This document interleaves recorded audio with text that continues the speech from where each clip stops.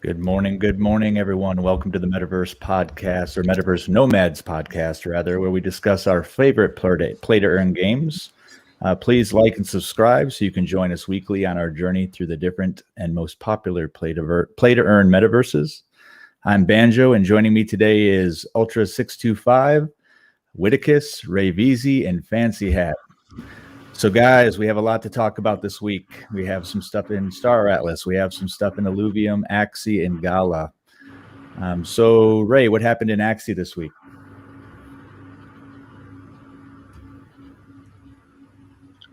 Ray, you're mute. Hello, good morning, everyone. So, as far as Axie is concerned, we have the development update that was released on August 3rd, and it went over some things as far as economy balancing. So we have access for breeding cut in half, so you wouldn't have to pay 4 access tokens, which are roughly around $55 to $60 from last I checked. And we also have the servers that has gotten so large with members that they broke up the server for PH, so Filipinos. They have a separate server, official Axie server, and then they also have an official Axie server for Spanish-speaking countries or individuals. So check that out if you want.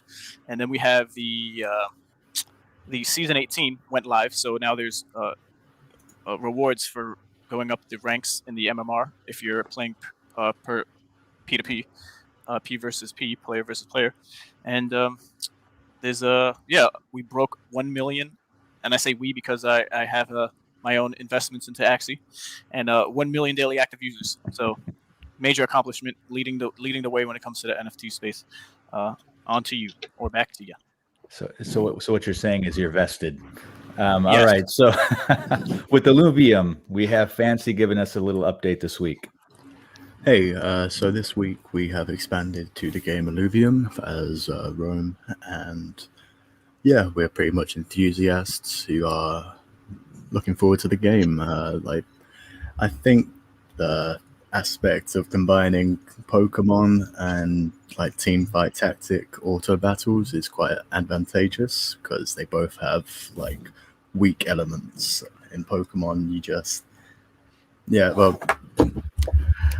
it's a good week, to be honest.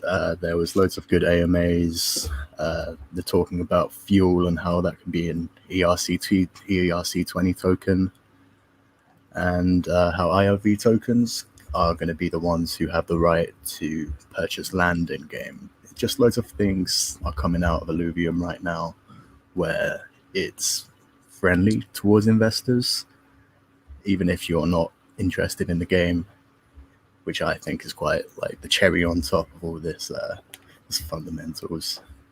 What do you guys think? Well, for people who are relatively new to the game, how far out is it, Fancy? So they're talking about a mini game, but they're also talking about a release about the end of the year. It's being called, I think some people are saying, the Axie Killer, the first AAA game in blockchain gaming.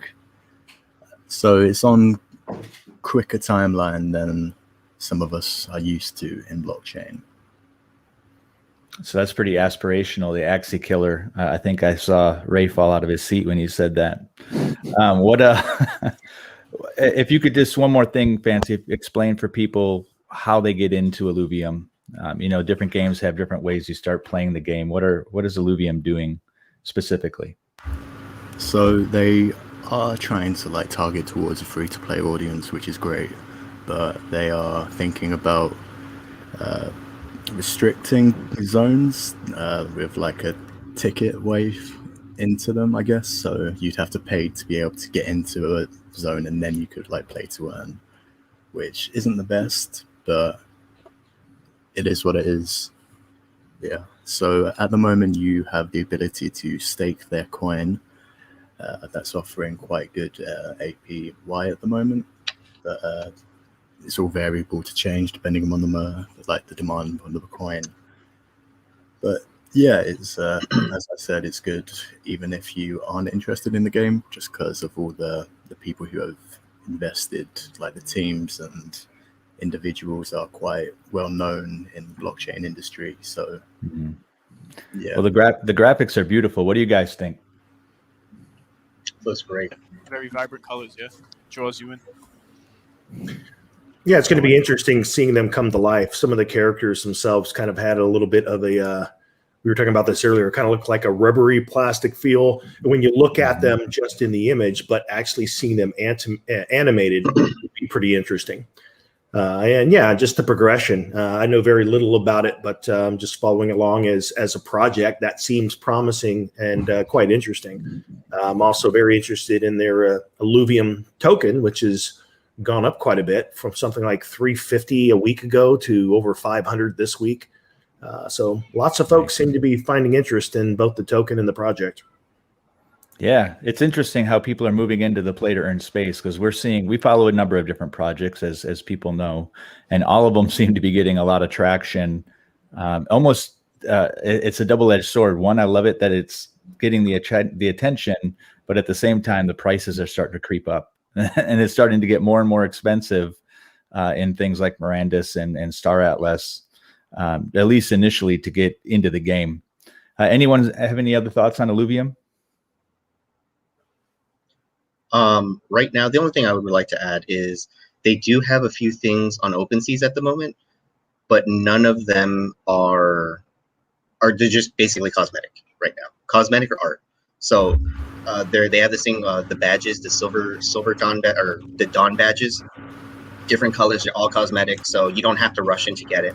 And they've already said that it's not going to be a way to get whitelisted for when the token or their not the token sale for their beta, or I can't remember, but there was something that was coming up for the land auction. That's what it was. Thank you.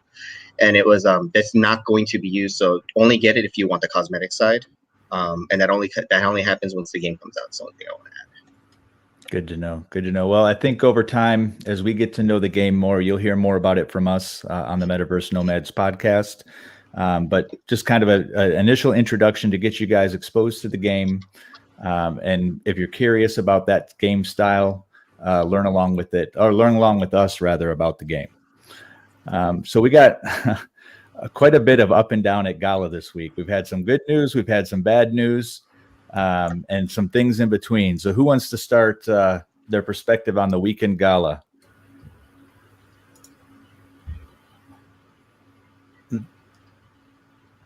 I had to go, but I had a vehicle passing by, as you heard. It's interesting. I have this really strange relationship with Gala in the sense that I'm probably known as being one of the most critical. And I have both some critical things to say about Gala this week and some things that were actually a surprise and felt were promising. As we all know, that box drop was a complete mess. And my concern is that things like that, I believe they can be prevented. And I believe that they kind of need to hire the right people to do it. As much as I appreciate Jason Brink as, the marketing guy and really being the front-facing guy of the community, I don't really know that he's the guy equipped to be the, president of blockchain. And we're seeing things like this happen as a result of them not having someone that has the foresight to be able to say, hey, if we do this, this is probably going to happen. So hopefully they learn from these lessons. So on the box front, I felt that was pretty messed up. I was one of the people on the receiving end that had a failed transaction and lost out. Who knows what the actual potential was, because I don't know what I would have gotten. So that was very disappointing. Other thoughts about things going on, they did an exemplar drop. And honestly, I feel the drop was very lazy.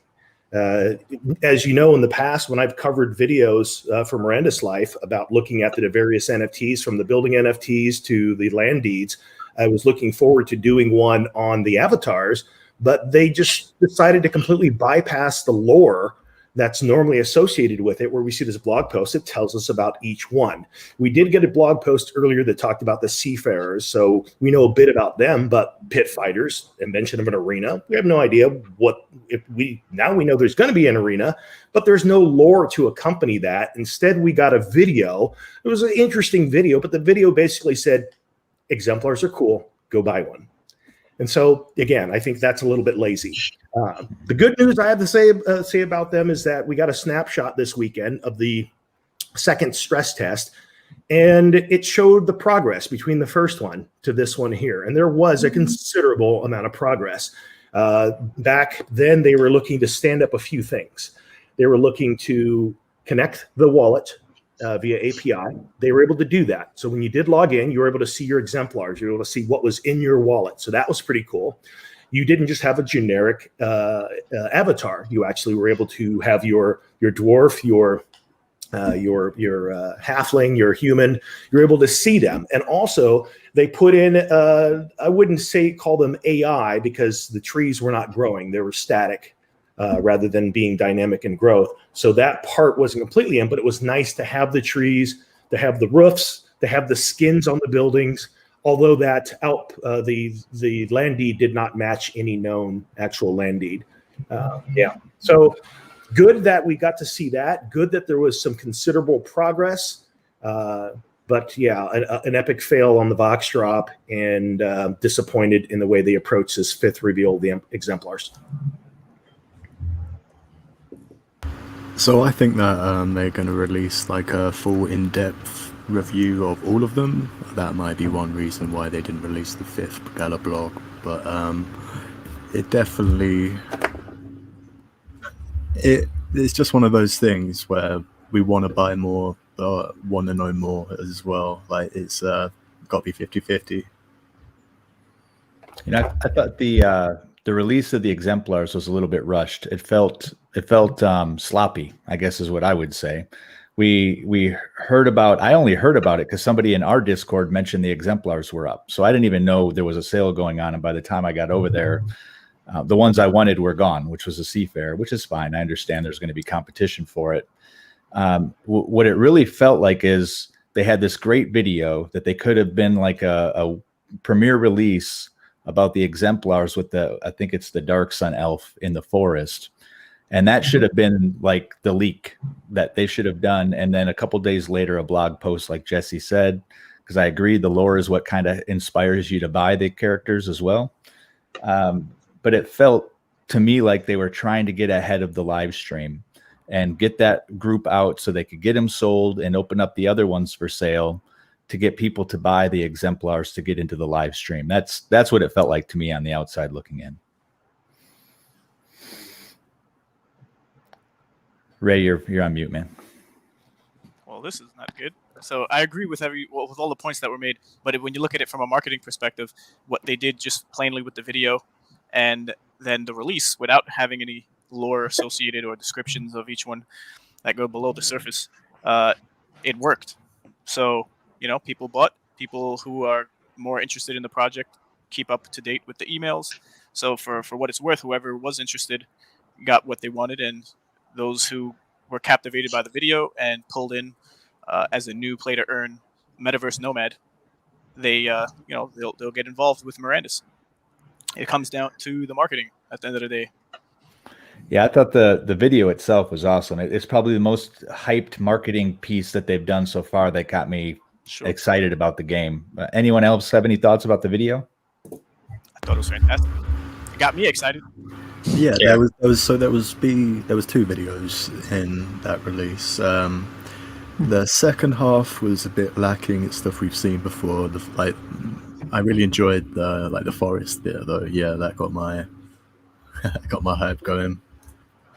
What were the two videos? The only one I'm aware of is the one where they kind of come up on this dark sun elf in the forest, and he lifts his heads up, and he's got these bright eyes. Maybe. I watched it originally in Gala Gold, and there was like another half attached to it. It was like a voiceover, a guy walking through a town to a tavern. How exemplars are going to be unique, but everyone in the tavern is an exemplar. They're all unique. Very rare. In them talking on the AMA about the exemplars, one of the things that stood out to me is I was under the impression we're going to see far more customization of the exemplars out in the wild. And the implication I got from Michael McCarthy talking about the exemplars or the avatars in general is that the more variability they add, the more resource intensive it is. So I don't think we're going to have the customization we might expect from some of our current MMOs. For sure. I think the gameplay will rival a lot of games that are being developed now when down the line when they come to their full development. And so I give Mirandus and Gala Games that when it comes to just the experience behind the people who are developing games. But from my searchings and knowledge of the OG crypto space, for what it's worth, there's a lot of talk about what we just mentioned, which was there's only emails that are being received that are to buy things, not really much about lore, behind the scenes of development per se, only for, I guess, the Gala Gold channel if you have Gala Gold. So there's a lot of barriers to really understand what Mirandus or Gala Games as a whole is really about. But you can't blame anyone for just judging them to just make money at the end of the day. You know. And you know what? And that would be okay. But like when I first showed up in the Gala community, they were really flying the banner of being the gamers champion. So it's kind of tough to be able to do that and then just be a marketing company that's going to be fully marketing driven. And I guess where it really shows is when you start looking at other projects, like you start looking at Alluvium showing, like they'll actually have videos of some great music showing as they're building parts of the game, or Star Atlas, the way they're showing you how their thought process and the images and things are kind of, you feel like you're being taken along for the ride. As where I've seen it mentioned in the Gala Discord, like we're doing things differently. We're going to hold things close and then, we'll reveal when we're ready kind of thing. And hopefully that works out for them. It certainly buys them time to be able to say nothing and kind of use that as a shield. Hopefully it all works out to where we get to the end of that road and we're like, look at this amazing game, and we all forget the uncomfortable parts of the journey. For sure. I think that's exactly what's going to happen. As I talk with people about these different games who never were exposed to crypto, I mentioned Mirandus because they're coming from a history and experience of RuneScape or World of Warcraft, and this is something they could directly relate to, and there's still hope for projects that just for now market to make money, because that money will be put to good use in a way that's going to build a game out to completion, and it's not just going to be a rug pull. So compared to other games that potentially might rug pull who don't even show their faces, it's an anonymous team that's building a game and they do it for months on end, and you don't even know names. So compared to those types of games, I don't want to associate Gala Games with rug pulling projects, but they're a level up from that. So for what it's worth, it's a compliment. My concern there a little bit though is that those other games, at least a lot of them, they are the project. As where with Gala, it's many different things going on. Right. So that's my concern, is about where's the attention and energy being placed behind the scenes that we don't know. That's all. Yeah, a specific number of like exclusive Mirandus employees who are working on the game would be great. Absolutely. Yeah. Well, I think we continue to learn how far back in development we are. There's still a lot of ideation conversation going around where they say things like, well, it'd be cool if, or we would like it if. And that tells me that we're still in a creation stage and really haven't hit the keyboards yet to build the game, which it's frustrating because all of us want it to be closer, and we think the money the items that are being sold should reflect a game that is closer. Because we're having to buy into a vision. I think one thing I took away from this last AMA, if you will, and this is not the live stream, the AMA prior, is there's this constant direction of going back to this is a simulator. This is a simulator, like a medieval simulator. And in my mind, when I hear that, there's a lot of things about the medieval times that I don't want to simulate. I just want to get into a game and have fun, right? How deep are we going into this simulation just for the sake of a vision of somebody's game vision, right? Are we getting too invested in one person and their vision for where this is going? Or are they really trying to make a game that is compelling, different, and that the community really wants? Yeah. And as far as progression wise, if we take a look at snapshots, and now we have one, we have a snapshot from the first test, and a lot has taken place from there. It's grown quite a bit, but it does not look as if we have the runway in the next 4 months. That's all we've got left in the years, for 4.5 months, to be able to see that progression shape up to a playable alpha by the end of this year. So what that means is that for those of us that are looking to this as a play to earn, that have put our resources into the NFTs, it's going to be quite a bit longer, I think, before we see a return from those. I agree. Did anyone buy an exemplar? I have to be honest. I bought a Seafarer. I was going to get one way or another, despite my concerns about Mirandus right now. As well. Yeah. It was. Go ahead. I was going to say I ended up getting the first set of Seafarers where it was half off, so I love that. Nice. I wish I got 2. Very nice. Yeah, I bought a conveyor because I have a sneaky suspicion that their weight, their strength increase will let them wear like plate armor with like less of a reduction on speed and mobility and that type of thing, so they could be better protected for like the same level of just comfort. So Fancy wants to do the dwarf roll in plate armor. That's what I'm hearing. Yeah, definitely. This is the first exemplar drop that I fully opted out of. Yeah. Yeah, and I just was pretty excited about the orc and the ability to not eat or sleep for longer periods than every other, I guess, race. Which would be That's exciting. Yeah, that's huge. But it's all what I could afford to lose, mind you. So keep that in mind. Hot take from Ray: invest what you can afford to lose. There you go. Not financial advice, do your own research. And with more and more games coming out there, that's a harder and harder thing to do, right? Right. Jesse, do you have any of the pictures of the exemplars available? If not, we can just talk about them. Yeah, absolutely. I can roll through those now. Yeah, let's do our hot take on what they are and how they'll help the game. We'll start with the human here. All right. Oh, wow. That's awesome. So when we look at that, and I wasn't in the live stream, I was otherwise obligated. When I look at that character, am I looking at a specific exemplar, or is that just all the humans look like that? Yeah. And I think that even like the elves are all female gender at the moment. Yeah. Yes. It's very progressive of Gala Games. And perhaps the halflings too. That's a good one. Come on, I wanted to see some bearded dwarf women. Well, hey, maybe you did.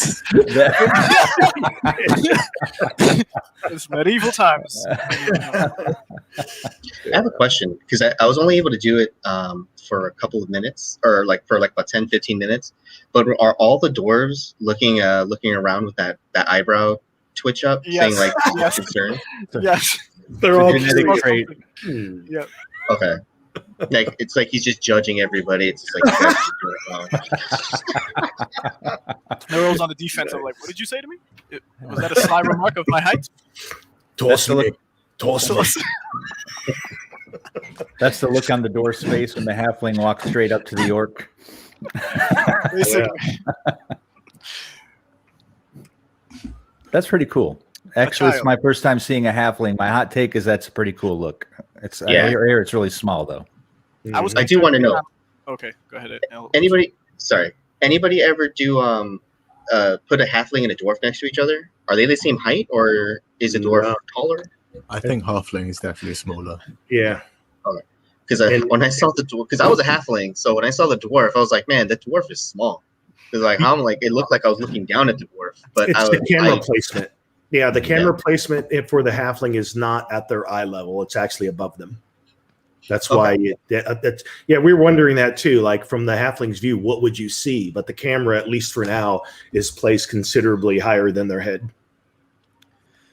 Yeah, I got out of Dodge when I was in the woods and I saw one of these halflings. I wasn't trying to be it was just not a good sight. You thought it was a mob or something? No, it was just one. It's just so strange to see such a short exemplar. Got it. But but we know Ray has a fear of small people now. Look at the shoulders on this guy, huh? Wow. Yeah. Looks like cardboard boxes on his shoulders. He got ready for Halloween after an Amazon delivery. So this is an interesting question. Is like, do orcs come like with armor built in? It just grows off their skin, right? Actually, maybe exemplars do. That could be like a good starting bonus. That would be nice. Yeah. I have to believe that's strap-on armor. I can't imagine every orc being this homogenized I think that would they would take away from the game. Yeah. Right. But they were pretty bulky. I mean, they're wide bodied, so they definitely stand out. I think in that regard. How Yeah. tall were they compared to the next tallest race? I know it was. I want to say maybe nose or eye level. They're like half a head taller than a human Okay. Right. because it goes orc, human, elf, Elf. dwarf, halfling. Very nice. And is that Yeah, an but elf there right was- there? Yeah, Yeah. this is the elf. I'm sorry, Andrew. I didn't mean to step on you. Oh no, yeah, I was just agreeing with you. Yes, this is an elf. Got it. What's in the background, Fancy, that you saw there? I'm not seeing it. The numbers, how they line up. I just find it. Oh, Funny. yeah. You're making a dirty joke. Very good. And the one thing that was interesting with this one here, as well as the previous test, is that while you do have a built-in light source that kind of acts as a lantern, even though you're not really carrying one, you are still not able to see that, which would be interesting, especially in the shots when you're looking down at night. You are able to see the lights, and so one of the cool things. And I was not in the game, but I was watching the streams here from Ray last night. And what was really cool is that he could hear the wind blow. I couldn't hear the wind blow, but I could see the wind, the impact of the wind on the lanterns on the building. And so at night, when they'd be swinging, you'd see the shadows cruising across the ground from the lights. That was pretty cool. That's awesome. So they've already got some world geometry interacting with lights and shadows. Yeah, and the that's clouds at night as well was pretty amazing. Yeah. Yeah, the escapism. Yeah, I like.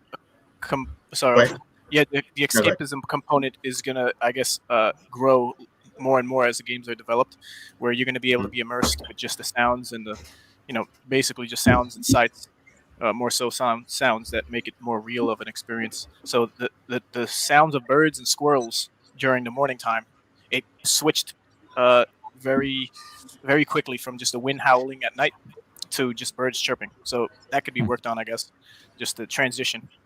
How many cycles do you think we saw in that time? Oh boy, what, 8 hours plus? Yeah. An infinite amount, I'd say. Enough for a lifetime. I was being our resident DJ. So as the sun would come up, I was playing some Beatles, Here Comes the Sun. And then at nighttime, as I see the bad moon rising. That's going to be a ton of copyright strikes. Right? Yeah. Now, the good news is we were able to separate that stream out from our speaking. Awesome. But yeah, it was fun. So were you able to do anything inside the game? I know I heard some talk on the live stream that they were doing around, interacting with some of the different buildings. Did they have that set up, or was it just all static? Static. Couldn't go Yeah, indoors. Well, you got could farm, though. You Yeah, see you the could bottom farm. of the screen here where it says seeds, bucket, sickle, hoe, Mhm. and light. So you're able to actually interact with the ground to do that. Awesome. And that looks like an where- outpost. But that building's a 10 by 10. Yeah, which oddly enough, where the outpost was a 10 by 20. And then there's also no 10 by 10 side building. Those are all 5 by 5s. It looked like a granary and a mill. Yeah. Got it. Oh, and they had a meat stand. And this stand Yeah. actually looked like a stand. Let's see. I think I actually have that in here somewhere. Awesome. Here we go. Like this, and you couldn't walk inside it though. Got it. It's got the fish hanging. See the fish hanging from Yeah. the corner there, and some That's great. sausages. So overall, I would say this is a huge update from the last live stream. I mean, there's far more there for you to understand kind of where the game is headed. Right. But something changed because when we were looking at that forge before, Mhm. that forge was a 5 by 5, and we were saying, "Wow, this is big." We would have thought it would have been a stand like what we're seeing here now. So I'm wondering if they're still playing with some of the mechanics for what a 5 by 5 and a 10 by 10 is. That makes sense. Yeah. Very interesting. Was there another like tannery or something on the other side? It wasn't a stand per se, but it looked like it had some. I guess it'd be across from that storehouse right there in the That middle. was the meat stand. Yeah, it was That only was the meat stand. Okay. So I think there was just 3 5 by 5 buildings, that 10 by 10, which is the home, and then 2 5 by 5 farm plots on either side. Awesome. Yeah, I'd like to point out with Monty Burns. What's up? What's going on, man? Just he pointed out he counted today that from planting seeds to watering them, it was 6 or 7 cycles to grow full size. So I wanted to make a point on this, is that for a fact that the seeds will grow after a certain time to a small, I guess, they'll eventually grow themselves, but I wasn't keeping track of how long it took for that to happen. So I'm thinking in game, if you're not as active as a farmer on your fields or plots, I guess what will be there will grow. If you just, I guess, plant the initial seed, I don't think anything will start without you planting, I guess, the seeds, but that would give you time to now be away from your deed or the farming responsibilities and do what you got to do and come back and still be able to harvest something. So that's pretty interesting.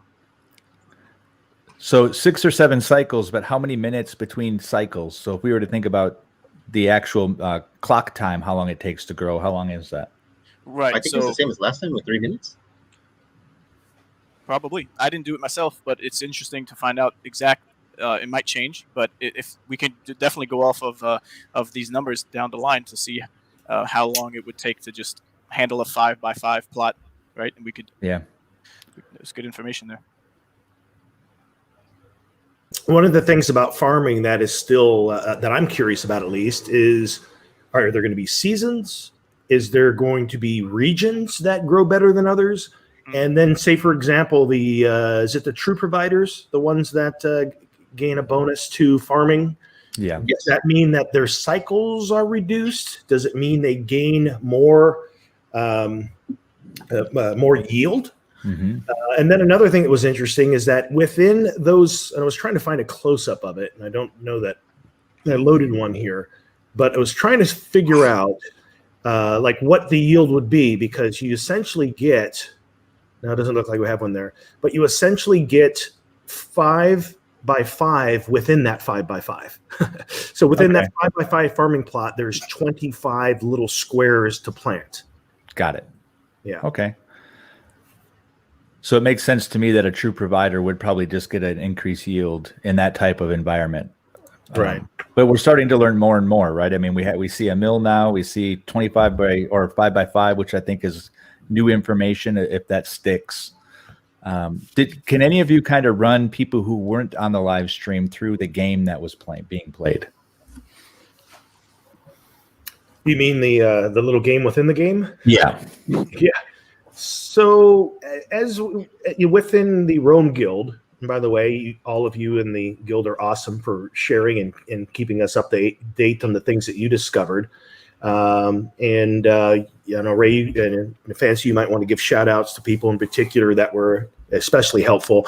But as anyone that was in the game server noticed that there were words around, like random ones, like taxi on a tree or egg on a rock.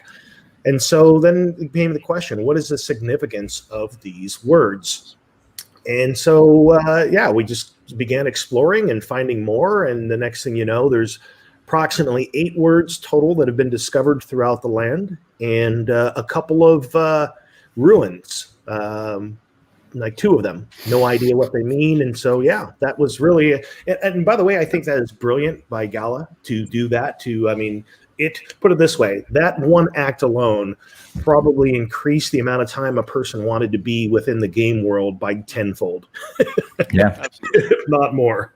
And it gives them a lot of back-end data around how people are moving around the game too, right? So they can probably use that to help create some efficiencies in their code. Anybody else have any thoughts on the game? So I really enjoyed it. There was quite a few mechanics I didn't expect. So first off, I tried to just like go around the edge of the map, and then I tried to get on top of the edge of the map. So I had to learn how to like climb up, and you kind of do like a mountain run type of thing, where if you're high up, you don't lose like vertical velocity if you continue running, pretty much. So you can run across like edges of cliffs. So if there's like an outcropping, you can jump to it. There might be another one a bit higher because they know they put it there, and then you might have to do like a sprint jump up to the next one. If there is nowhere to go, you'll just like vertically run across the mountain until there's somewhere you can stop. And like you eventually get higher and higher. And yes, it's fun. Well, and as you can see here within this one here, you can see like a stair step of trees. Now, what is peculiar about that is that, I mean, are we going to be able to walk on the top of trees within the game? That seems a little strange, but at least for now, it was clearly constructed to give a person the ability to do that, as you can see in this image. It'd be a cool place to like hide from like monsters. Maybe not like air ones, but if you like wanted to AFK, you could jump to like the top of the tree and just sit down. or just get away. But then you'd be in a situation where you could just spam the heck out of them until they drop. You know, mobs much more powerful than you. So we've all done it. We've all found that little piece of advantage in the game. But then you've seen how like World of Warcraft and some of the others did that. It's like, oh, you think you're going to hide up there, and then all of a sudden you have this monster that should not be able to that just scales the mountain to get you. Warps. They give it instant warp ability. Right? I think it'd be quite good if like if you just stayed up at the tree and didn't lose aggro. You had to call for help. You had to get the guild in. Like there was like a really especially mean dog or chicken. They like chickens. So that in that picture right there, is that a door on the right hand side there? No, that's just white stone. Oh, too bad. I thought they might have had some indoor environments as well. Did they have any indoor environments at all? No, not at all. Even the building, as where before you could enter, you couldn't enter the buildings now. Well, I mean, kudos to Gala if they got this far. I guess this exceeds my expectations of what the next live stream was going to be.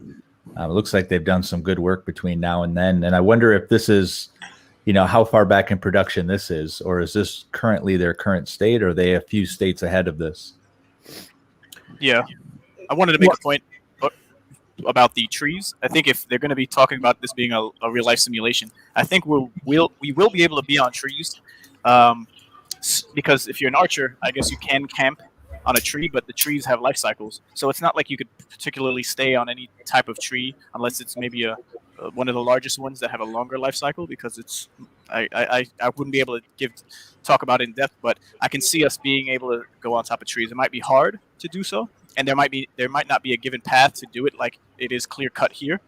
But I guess for what it's worth, if you were running away and you were able to get up a couple of trees, you could escape a mob of goblins or whatnot. Or if you had to wait for a particular growth cycle in the trees to be able to get to a certain point.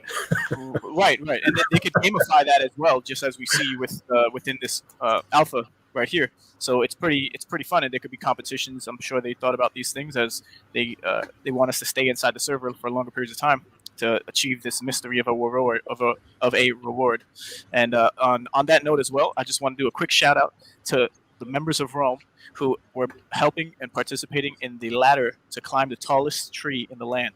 So you got Monty Burns, we got Maldios was crucial when it comes to the puzzle solving and the mapping of all the words and where they were, and it was a group effort as it turned out to be. We got Sparhawk. He just got into the server and dedicated himself as a dedicated booster to get up on these trees. As you see the 0 at the bottom of the screen, it was designated people standing there, members of Rome. So we commend you all, and there's plenty of names that I wouldn't to say them all around. But yeah, we'll definitely be making an announcement at the end of the stream. I thought that was a wall.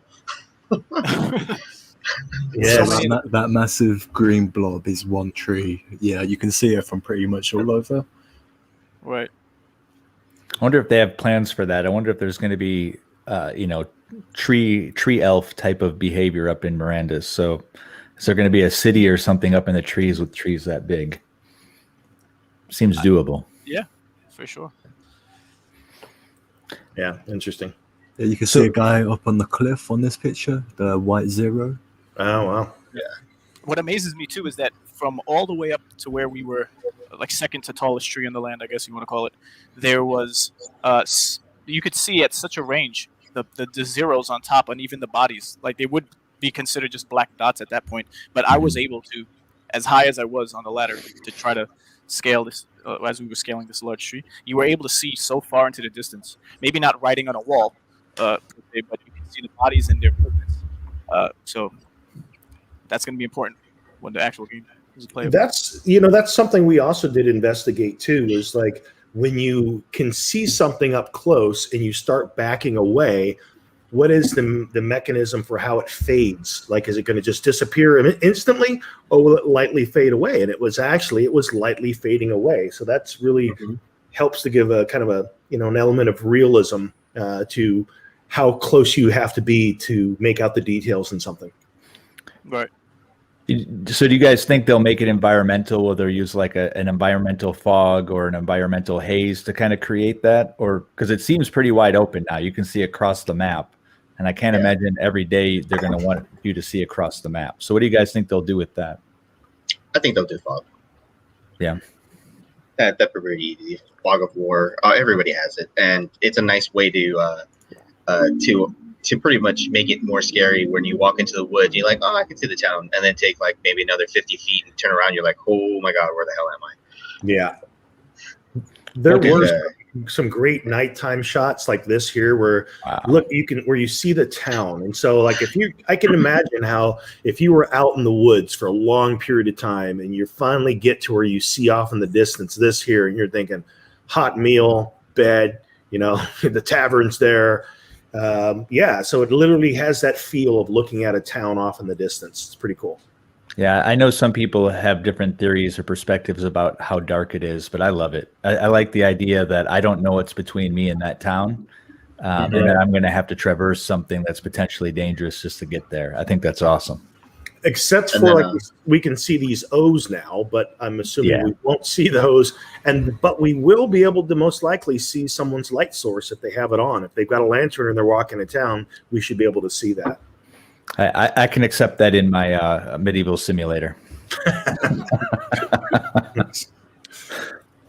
All right. Yeah, I would suggest people get in and try it at least once within the 7 days. Just the nighttime itself is pretty immersive. That word is going to be used a lot, and you could see the shadows of the lanterns blowing in the wind. So the shadows, even from such a distance, when you're on a tree, it's pretty amazing. Yeah. Was there anything shared on the YouTube live stream that was of note that anyone heard? Not specifically. I didn't see it. Okay.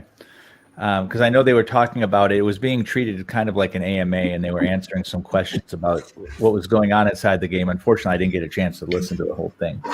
So there's probably some benefit to going back and listening to what they're talking about. It seemed more AMA-ish than hype-ish from what I did here. So hopefully there's some good nuggets in there. Anything else on Gala, guys? I know we only briefly brushed the Vox piece, and I'll just give you my thoughts on the Vox piece. Is I don't think it could have gone any worse, with the exception of people. I mean, you have this event that obviously was getting a lot of hype. A lot of people were really interested in it. People were buying servers. People were buying Gala Gold with an expectation of getting in line. And then we had, people in YouTube talking about how there was something wrong minutes before they were going to do the launch. And exactly what they said was going to happen is what happened, where people bought outside of the normal process and loaded up, took them away from other people. The emails went out poorly as far as getting people into the purchase. I was there trying to buy one. I was not able to get one. The gas fees were just a joke. And I know that's not Gala's fault, but still, minting on ETH is dumb at this point if you want to get something that's popular. What I do appreciate is the fact that they're trying to make it right for the people who lost gas, right? So I think they recognize that some people got screwed over financially, and they're doing their best to make it right for them. But there is a group of people who had failed transactions that didn't lose money. I'm one of them. That still feel like I got screwed in the process. So absolutely, same. There's people who are going to be taken care of, which I applaud, and then there's people who aren't going to be taken care of but got screwed, who are probably still a little bit miffed, like myself, and then Jesse as well, and then you're going to have the people who were in gold or outside of gold who are just upset about the next one. So I hope they take some lessons learned from this one when they do the Miranda's one. I think somebody flipped one for tens of thousands of dollars the next day. Oh, more than that. I think the highest sale that I saw was 60 ETH. That's crazy. That's almost $200,000 for it's something that you don't even know the utility of yet. And that kind of circles back to, earlier Ray was talking about, hey, their marketing's working, people are buying. People are buying, but there's so much irrational behavior going on right now in the NFT market, and that creates a bubble, very much like I'm here in Amsterdam. Like, I don't know much if you know the history of tulips and the tulip market that almost crashed the entire Dutch economy. It's very similar in a way. It's like there's just a lot of irrational purchasing that is driving the cost up, and that leads the companies to say, well, hey, let's just keep doing what we're doing, and let's just keep raising the price, and then people keep buying. And it's like at some point, it's going to come back to bite us all, I think, this approach. We've got to be a little bit more rational about how we're approaching these NFTs. Yeah. And the challenge is, FOMO is a real condition that everyone suffers from in this space. And there's a lot of FOMO going on. I mean, even us, we look at certain assets and we're like, oh, we got to get that one. And we try to get in, or then we talk about the ones we're not going to get into. So it's when you have a collective, I guess the globe is kind of approaching this space or just getting into it. The money that's being spent it's just stupid. I can't even fathom spending that much money on a digital thing that has no use case. And I know that any company, and Gala as well, is looking to grow their user base. And do you grow it at the $50,000 level, or do you grow it at the $50 to $100 level, and really try to build a customer base that's going to be there playing the games for the long term and not just looking for a flip? So I don't suspect that the next round will be any cheaper, but I hope they do something about the gas and the ease of getting the actual boxes. Yeah. Flare. What was that, Andrew? It's like Flare. Oh yeah, we got to get those NFTs on the Flare network. There's no doubt about it. I would like to just add one more thing about the boxes. Just looking at numbers, I can't find it, but I have a feeling. Was there something passed out saying if you had a failed transaction if you had a failed transaction at any point up to $400, you'd provide you a box ticket, so you can get a free box the next time? Yeah. Okay, I'm not losing my mind. Okay, I've been trying to find that email and I can't find it.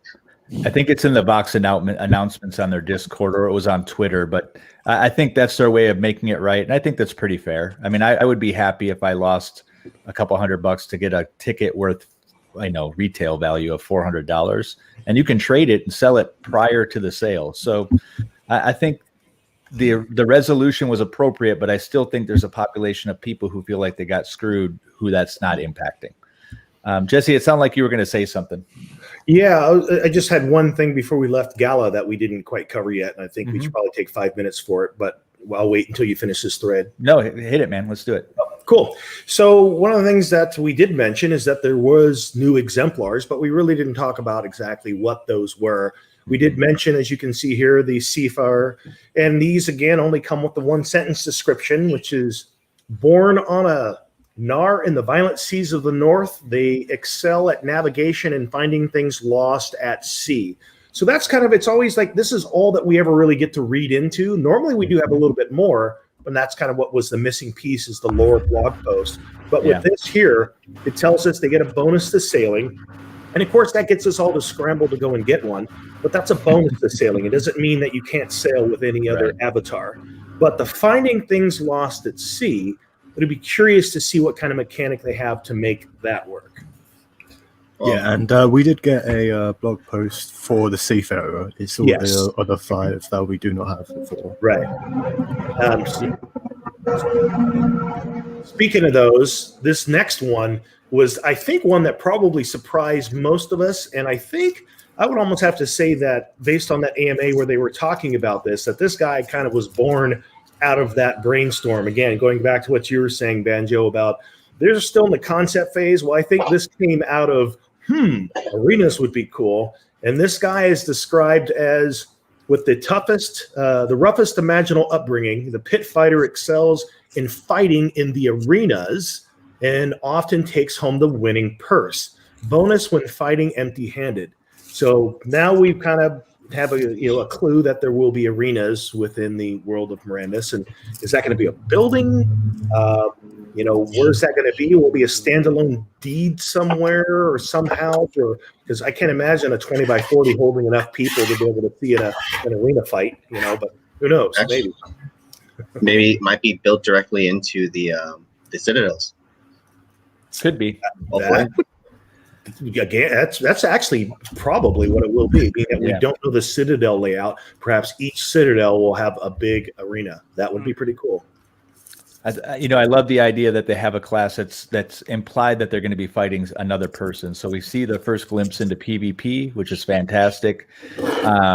I think this is the classic monk or brawler class. So the people who are really get off on that play style and MMOs are going to find something here.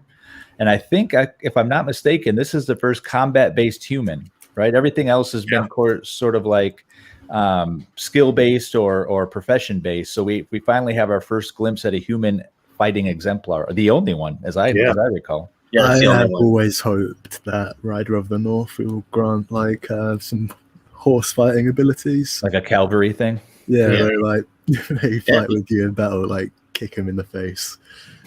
There is a screenshot that there is that one screenshot when they were showing in the forge during the AMA where it said that sword was good. It gave a bonus to cavalry fighting if you're fighting on a horse. So it is potential. Oh, now I have to get a Riders of the North. Oh, this sucks. I think a lot of people were looking forward to the potential of having a magic user-based human because there was something in the lore that referenced how the elves were more capable than their human counterpart. So that kind of led a few people to think that perhaps one of the remaining exemplars, although the fifth reveal has taken place now, so it's not going to be one of them. Maybe with humans, it's just like a flavor of magic. Like you could have like what is it, a pit fighter, for example, who could like make his fists like fire damage or whatever, or just small things like that. But there could be real spells for elves. Yeah, this is the part that concerns me about the simulator talk, right? Because we keep going back to medieval simulator, and to me, that speaks less magic than more magic. And I know each of us has our own opinion on what magic should be in the game. But in my mind, MMOs, fantasy MMOs are filled with magic. And it's not just something that's exclusive to one class or exclusive to some piece of lore. Anybody has an opportunity to engage in kind of the realm or space of magic. Sorry. Yeah. No, I'm good. Go ahead, man. Yeah, I agree. So with the simulation talk, it doesn't rub me the wrong way because I invite these types of conversations, and I would even like to see a fighter with flames covering his hands from a spell that lasts only 5 minutes or whatever the case may be. That would be pretty cool. But yeah, I guess we have to stick to one road per se, and not just to veer off too many branches of that road when it's coming down to explaining what the development is going to be about. Just like in the beginning when you're talking about the community and how important it is, we need to try not to be jumping all around. Yeah. Like all we can do is speculate, really. Right. And one way humans could get magic is mana potions. But without them, they don't have it. Right. I think Jesse's salivating at that one with his potion shops that he's got tucked away. Who was it? KNat down in the chat. He brought up something about the buffs, and I think there was a little bit of conversation around the deed buffs as it relates to how they show up in the game. And if I recall, the question that was asked is, can we put a bunch of deeds next to each other to make a town? And there was an implication that might have an impact on the overall buffs that are provided. So it may be disadvantaged to have your buildings too close. If I misunderstood that, and anybody in the chat who's listening has a different perspective, or anybody on the call here has a different perspective, but it seems like there may be a negative ramification to having your buildings too close together. Did anyone catch that? Yeah, we have a member in Rome who has a good amount of deeds, and he mentioned how in his talks on the Gala server, he made a image and he edited his deeds and the layout of where he would want them to be next to each other or even connected. But we don't know if there's going to be a designated amount of space between each land deed. So he was expressing how he wasn't going to be able to create his kingdom of deeds to be as close as he planned. So shout out to PG. PG. Yeah. And he has a few deeds is a significant understatement. So KNAT also put in the chat there, I believe they said you could only choose one buff and they don't stack. So I guess the disadvantage there is if you're somebody who wants to draw in customers to use your space because of the buff that you have, and you're sitting next to maybe a higher class deed that gives a better buff by interfacing with that deed, maybe there's a disadvantage there as well. Yeah, speaking of deeds, go ahead. I was just going to say, well, Banjo, you're right. Why would I want to go to the smaller deed when I get a buff from the bigger deed? But they're limited on how many buffs you can get. So if the bigger deed is done, it has to go down the line. So I could say where the main deed owner would give himself the biggest buff if he can give it. Well, actually, no, I think he naturally gets it. But we could say you could pass it down. And then as more people come in, you can be like, well, you're doing pretty good. I like you. Here's a buff. Here's a buff. Start going Oprah. You get a buff. You get a buff. You messed up. I'm taking away your buff, giving that to that guy. And then that'd be a nice way to do it, to draw on people and start bringing in some loyalty. Because if you don't, just take away your buff. Yeah. Yeah, the buffs will be interesting. I'm really curious to see how they turn out, and the titles as well. I just want to know what my title is for owning a homestead. Am I peasant banjo for owning a homestead? Yeah. In the Gala Gold Discord, Mega Raid Boss brought up an interesting question, and that is, I believe he was saying that the price of the Town of the Duke and the Town of the Marquis are similar, but yet the resources or the building plots are different. So why would that be? And so there still remains some unknowns about the buffs and the things that a title might get you that actually make something better over another. And also, at some point through our inquiries, and I guess would be deemed unofficial channels at this point, there is some suggestion that deeds themselves may be expendable, and that may be the solution for all of the questions that people have about the ratio of available building plots to the buildings that have been sold, which is quite different between the two. So it looks like they are looking at some solutions, such as the ability to expand a deed. And then the question becomes, is that if you're putting in the effort, the time, the resources, the money to expand your deed, can that deed actually someday become something other than what it started as? Yeah, as you bring that up, what I was thinking in my head is, could you grow an homestead into an outpost? Like, could you actually grow the size of your deed into a new template through leveling up the walls, leveling up the buildings, and things like that? Sorry, Andrew, I jumped on you a bit there. No, I was to say there's two things I wanted to add. The first part was the expanding. I think it was Bitbender that said it, but someone did say on the dev team, we're not adding any more deeds, but they never said anything about expanding the deeds. Mm-hmm. So they won't add more, but like what Jesse was saying, you can don't be surprised if you can grow a town, because what town have you seen that gets more people and it doesn't get bigger? Like, you can always make it bigger. So that's a nice way of like what Jesse was saying. The second part I forgot. We'll bring it up when I remember. One of the things in relation to the deeds that I'm cautiously pessimistic about is we've already got this idea that the exemplars and the looks of the races are going to be a little bit more homogenized than we thought. And I'm hoping the same is not continuing through to the buildings, right? If every town looks the same, no matter where you are in Mirandus, that's going to get kind of boring. Like, you want to see some cultural variances, some geographic variances. Even within the same kingdom, I would like to see a couple different skins for buildings that know I'm in a different spot, not just the same town transplanted somewhere else. Yeah, I would personally, as a builder, love to see different materials represented. If there's a stone homestead, for example, and would have better durability. A wood homestead could be cheaper. There's also walls, a lot of different options there. And one of the other, maybe that gives you a bonus if you had a storehouse or something that was made out of stone. Maybe that gives you a little bit of extra bonus to the items you can keep and how long they last.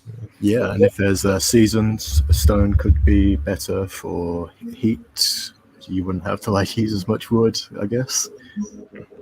Plus 10 against the big bad wolf if you have a stone building, right? Right. Is that how it goes? Yeah. Anything else we want to talk about with Gala before we jump over into Star Atlas? Does anything have any? Oh, we have more of the. Yeah, I just want to show a couple more. Yeah, let's do it. Let's do it. This here is the dwarf exemplar, the conveyor, and this is one that I believe you said you picked up, Fancy Hat. I did. Yep. Awesome. The ability to move massive rocks and rich ores is highly prized, as their deity Gravis said to hold up the mountains deep within the ground, a bonus to carrying weight. So it's been hinted at pretty consistently that you essentially are going to have a limited amount that you can carry. And so that's going to be really interesting how getting resources around. So having one of these guys or a guild that has a few of these are probably going to come in handy when moving resources more efficiently. So that's a pretty cool addition to the dwarves. Yeah, I think any class that can carry more in the long run, if you look at our collective history in MMOs, getting bogged down by weight sucks. So there's always some intent on getting a bag that reduces your weight or some armor that increases your lifting capability. So I think this is going to be a popular class, not only for adventurers, but also for craftsmen. Yeah, and we haven't talked about Valheim for a while, but one of the most expensive buffs you can buy from the merchant, it increases your weight capacity from 300 to 150. And it's actually just really OP, especially with how heavy stone and ore is. You can, so there's all the weight of your armor, tools. So realistically, like a third of everything you're carrying is already gone. So adding like an extra 50% on top of that just increases the amount you can carry by a lot more than you'd think. It makes you wonder, like, what are going to be how grindy and repetitive are some of the in-game mechanics? Let's say you go and find a mine and you got this guy. Is he going to be twice as efficient with, like, you've got a bunch of stuff you just mined? Normally, we're used to it. You just plop it right into your inventory. If you got the space, you're good to go. Here now, it sounds like you're going to be stacking a pile. Can people rip off that pile if you can't carry it all? Do you have to stop mining just to get that stuff back to where you can store it? It's really going to be interesting to see how they weave all of this into the game mechanics. Yeah, whenever we talk about this type of stuff, I think about Townstar and how would that show up in Townstar. And I'll be honest, it doesn't always please me, because I think if we over sim it, then it becomes a resource game of timers and getting things to the right point at the right time, which isn't compelling for me. And I know for some people it is. Yeah. But I agree, Jesse. There's got to be some mechanism to get your raw materials into wherever your village or your building is. And is that done on the backs of conveyors like we see here? Or are we going to have the horse and the carts or the ships to move cargo? I think there's a lot of unknowns here that are pretty interesting to think about. Yeah. To jump to the last couple of them here, we've got the Orcs of the Long Hunt. All things considered, the way that McCarthy talked about this being an adventure sim and about food and rest being a big deal, that puts this guy in the category of having superpowers. It says they're known for their long, arduous hunts. The thrill of it sustains them for long periods, allowing them to capture the most elusive and valuable prey. Can go much longer without food or sleep. So, yeah, that's going to be pretty handy when other people got to call it quits or they're starting to lag. Can't run anymore, can't fight as well. It's going to be interesting to see how much of a buff. I mean, is this going to be the kind of thing that later they'll have to come back and nerf because this guy is just ridiculously overpowered because he can go much longer and further. Yeah, I was concerned about that as well. I didn't express it at first because I was just so excited about being able. You'll probably have a better experience playing the game if you just buy one of these right out the gate. So for anyone out there just having second guesses, this would be the route to take, in my opinion. But I am curious to know: are these buffs consistent throughout, or when you are in a specific area or about to take a certain action? Because, for example, the dwarf before this orc, if you're only going to be able to carry large amounts of weight underground, or is that above ground? Can you do any type of material, or just stone, rock, gems, things related to the earth, not wood or others, or water if you had to carry that for some reason? So with this orc, it's only when you're hunting, right? It didn't say when you're just hanging around in your village. So are these effects just constant, or when you go outside of your deed, do they activate automatically, or is it just there in the background, active all the time? That was because, like you said, just this could be an OP, buff, and it would have to get nerfed to the point where it was, people are gonna be pretty upset if they just it's only a minute of extra not eating and sleeping just to get back. I'm not sure. Yeah, and it also saves him inventory as well. He doesn't have to carry food with him. So. Right. Michael in chat, I think, called it out correctly. It's going to be one of the best money-saving exemplars over time, right? You don't have to sleep as much. You don't have to eat as much. I think that's spot on, especially in the early game when people are going to be fighting for, resources, especially if they oversim it. Like I said, this is going to be a huge deal. This might be a sleeper hit for exemplars, in my opinion. What do we got next? All right, we've got the Neverlook. So this was kind of a surprise. I don't think anyone saw this one coming, and a lot of people are probably curious of how it actually varies from a previous halfling that had similar capability. It says, eavesdropping and hiding brings the Neverlook great pride. To them, a conversation overheard is meant to be shared and profited from. If crouching and motionless, you're almost invisible. So again, another little sneaky bastard. Sneaky Dobo. And we were trying to decide, like, okay, so we've got another one that can sneak around pretty well. But this one, it sounds like, I don't know if they're able to overhear conversations better, or if it's just the fact that if they stop moving, they can observe because they essentially become invisible. So maybe that's, from a guild perspective, if you have a hunting party, then you can send this guy out. He can hide. He can basically be telling you what's going on so that he can kind of report back to the rest of the party, here's what you need to do. Right. Maybe. Go ahead, Ray. Okay. I was just going to mention the wording that you just read for the description says kneeling. Was it kneeling and staying still? If crouched and motionless. Crouched and motionless. So you're crouching, almost invisible. Right, so you're almost invisible. So I guess because it's a simulation of real life, you're not going to be totally invisible. But for what it's worth, it would be a lucrative exemplar to have within a guild, or just as an individual if your only goal is to just eavesdrop and maybe not be seen by the enemy if you just stop in the wilderness. But compared to the Mudsend or Munsend, it's kind of like you get best of both worlds if you have one or the other, or both. Because now if you're moving, right, you'll be able to, I think it was, not be detected. You don't walk as loud. Right, so I guess you're not walking or bringing too much attention to yourself when you're in motion, and then this one is not in motion. So pick your choice.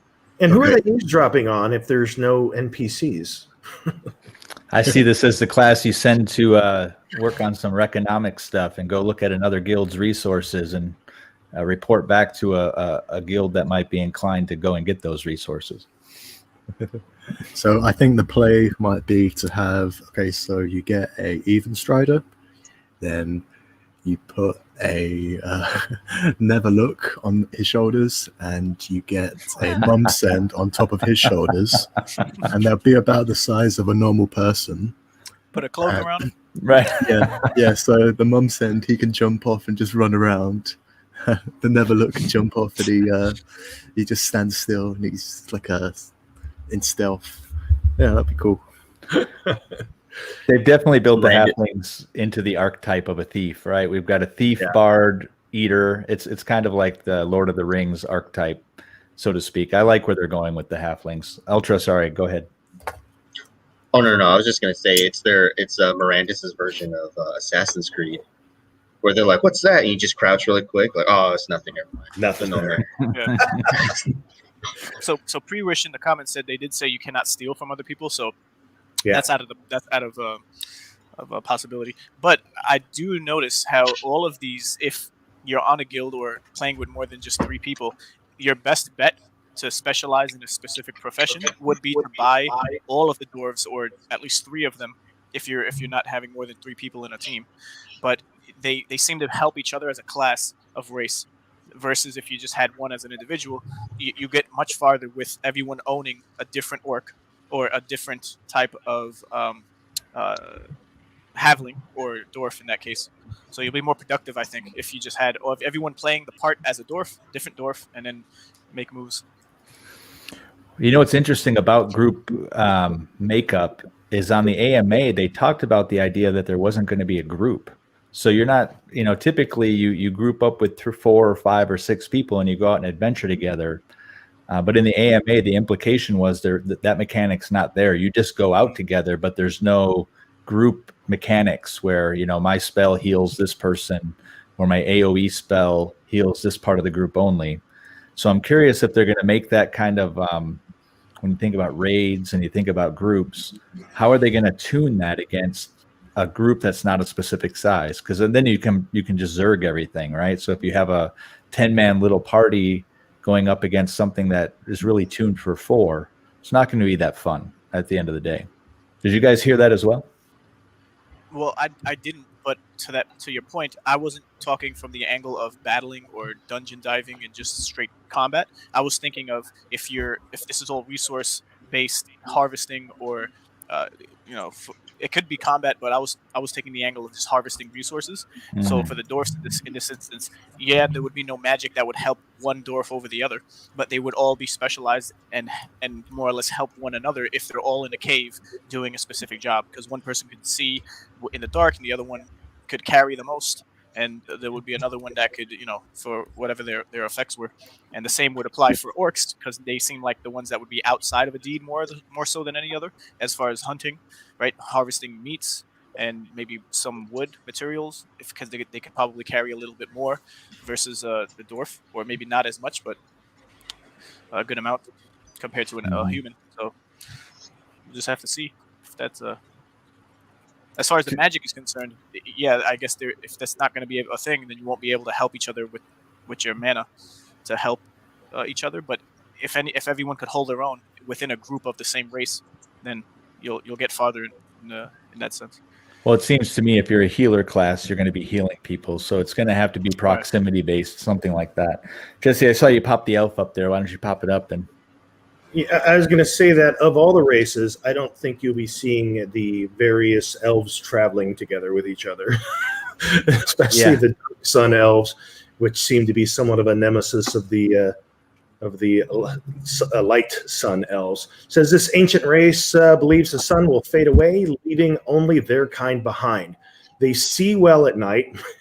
This originally said they sell well at night. Like, who are they selling to? What is this bonus for a merchant? They see well at night as long as they are outside. So this kind of carries in the theme that pretty much all of the all of the exemplars that have some form of additional night vision have some stipulations as to when and how they can be used. Like these are outside, but there's like a dwarf, I believe, that they have to have walls around. Deep dwarf, and it has to be interior. Yeah. Which kind of sucks because it's a $5,000 NFT and you can only see in the dark outside, but you can't see inside an interior. That is strange because the lore in general for elves is that they have that vision where if it's just dark, they can see. So, yeah. I guess they're just trying to figure out a way to divide up buffs and benefits. Yeah, so I just hope that if they do change it, they change it up so that they can see in the dark. Just see in the dark. Who cares? Right.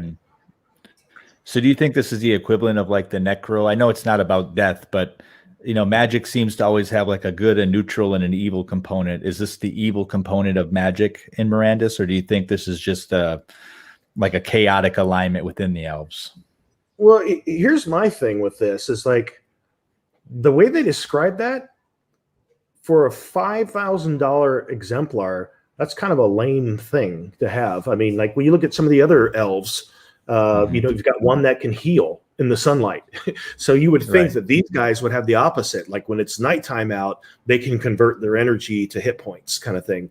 So maybe that's what they will do. But there's if your goal is just to see in the dark, there are other ways you could have gone if that's the only significant buff that this guy gives for 10 times the price of an orc or a dwarf.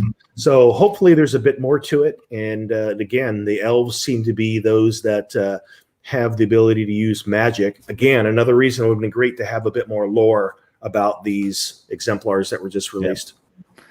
And Michael gives a good call out in chat. He says that this is the only elf that doesn't have a combat bonus to it, which I think is it mirrors what you just said, Jesse. Is what's the point at this point, other than it looked cool in the video? Right. There's that.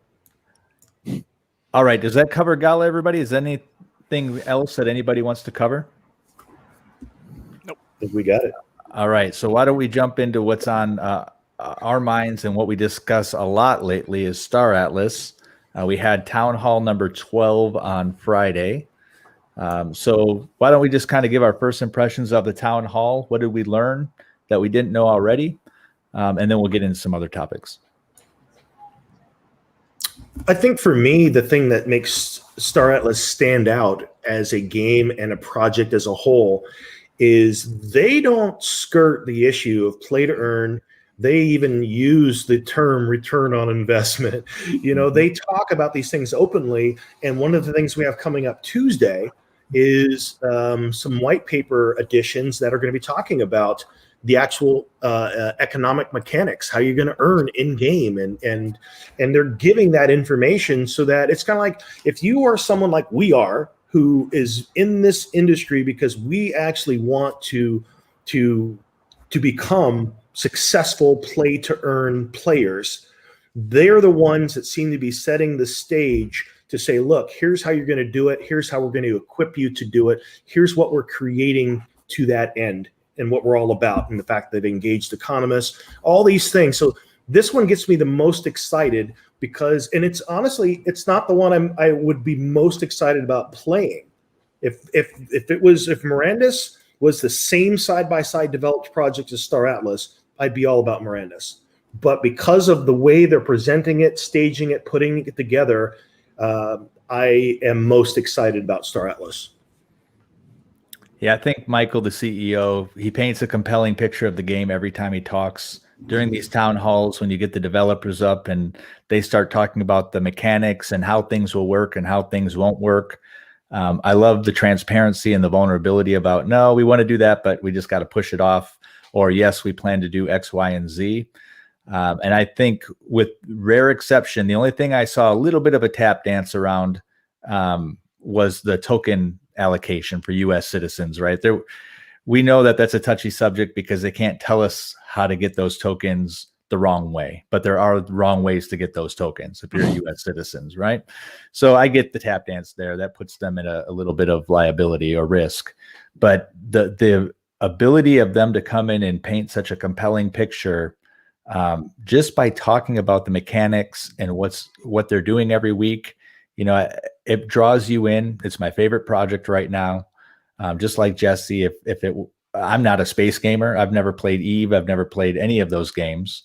But compared to Mirandus, which is more my jam, I'm so drawn into Star Atlas. I can't wait to play. And that's a good sign for people like me who aren't space gamers, who can't wait to play a game that they've never really been drawn to. Yeah, I think that speaks volumes. Coming from a person who never played space games, not myself, but just for individuals who haven't. And just on that point, there's a lot of conversations and questions that are answered that you don't feel like they're just bullshitting, to be plain and simple. Like there's something there that they could talk in confidence about, whether they are the developer themselves, but you can tell that there's conversations and there's a community behind the scenes, and it's not like everyone's in their own office in their own country doing something until let's do an AMA. So there's some projects out there that there's just a lot of filler words, and a lot of emotional hype, but there's the confidence with what they're talking about the game. It makes me understand that they're just not as far along as they claim to be, I guess. So with Star Atlas, I don't feel any of those, right? For what my intuition is telling me, and the evidence is there because they have a timeline, they execute on it, and they give people what's the most important things they need, so that there's going to be that retention and that confidence with investing their money and time. So it's a two-way street here with anything as far as a customer and a business. So kudos to them. I also think it's probably the closest project in infrastructure that is a direct correlation to what we could see unfold over the next 10 years to 15 years that emulates Ready Player One. I mean, that is, I mean, that's when they talk about the project, they're literally talking about a 10 to 15 year like vision for how they see this unfolding. And if you really want something to get excited about, realize that their designers are on the forefront and they're going to push the envelope for what Unreal Engine 5 can do. And some of the stuff that they're looking to create, not just for the ships and the spaceports and just the whole environment, but you really got to go and watch a clip for metahumans. And that is this clip that shows you what is possible. Where we are today, it's creepy to the degree that we can create a human that when you look at them, you're thinking like this is a human, but it's like, no, it's actually completely computer generated, and their facial structure, their movement, the way they age, the way their eyes work, the way their muscles might twitch. It's just fascinating. And the fact that they're looking to incorporate all of that and push the envelope of what Unreal Engine 5 can do, it's going to be amazing. Yeah, it seems that the excitement around the team is driven towards Unreal 5. The pictures they're showing as they get into the engine are gorgeous. That character creation that you spoke to, Jesse, the pictures, they like the skin looks translucent. Like it looks like it has depth. There's something there. I think the challenge will be continuing to create, movements that look human. Otherwise, you'll kind of lose some of that reality. But what they're building to is so unprecedented.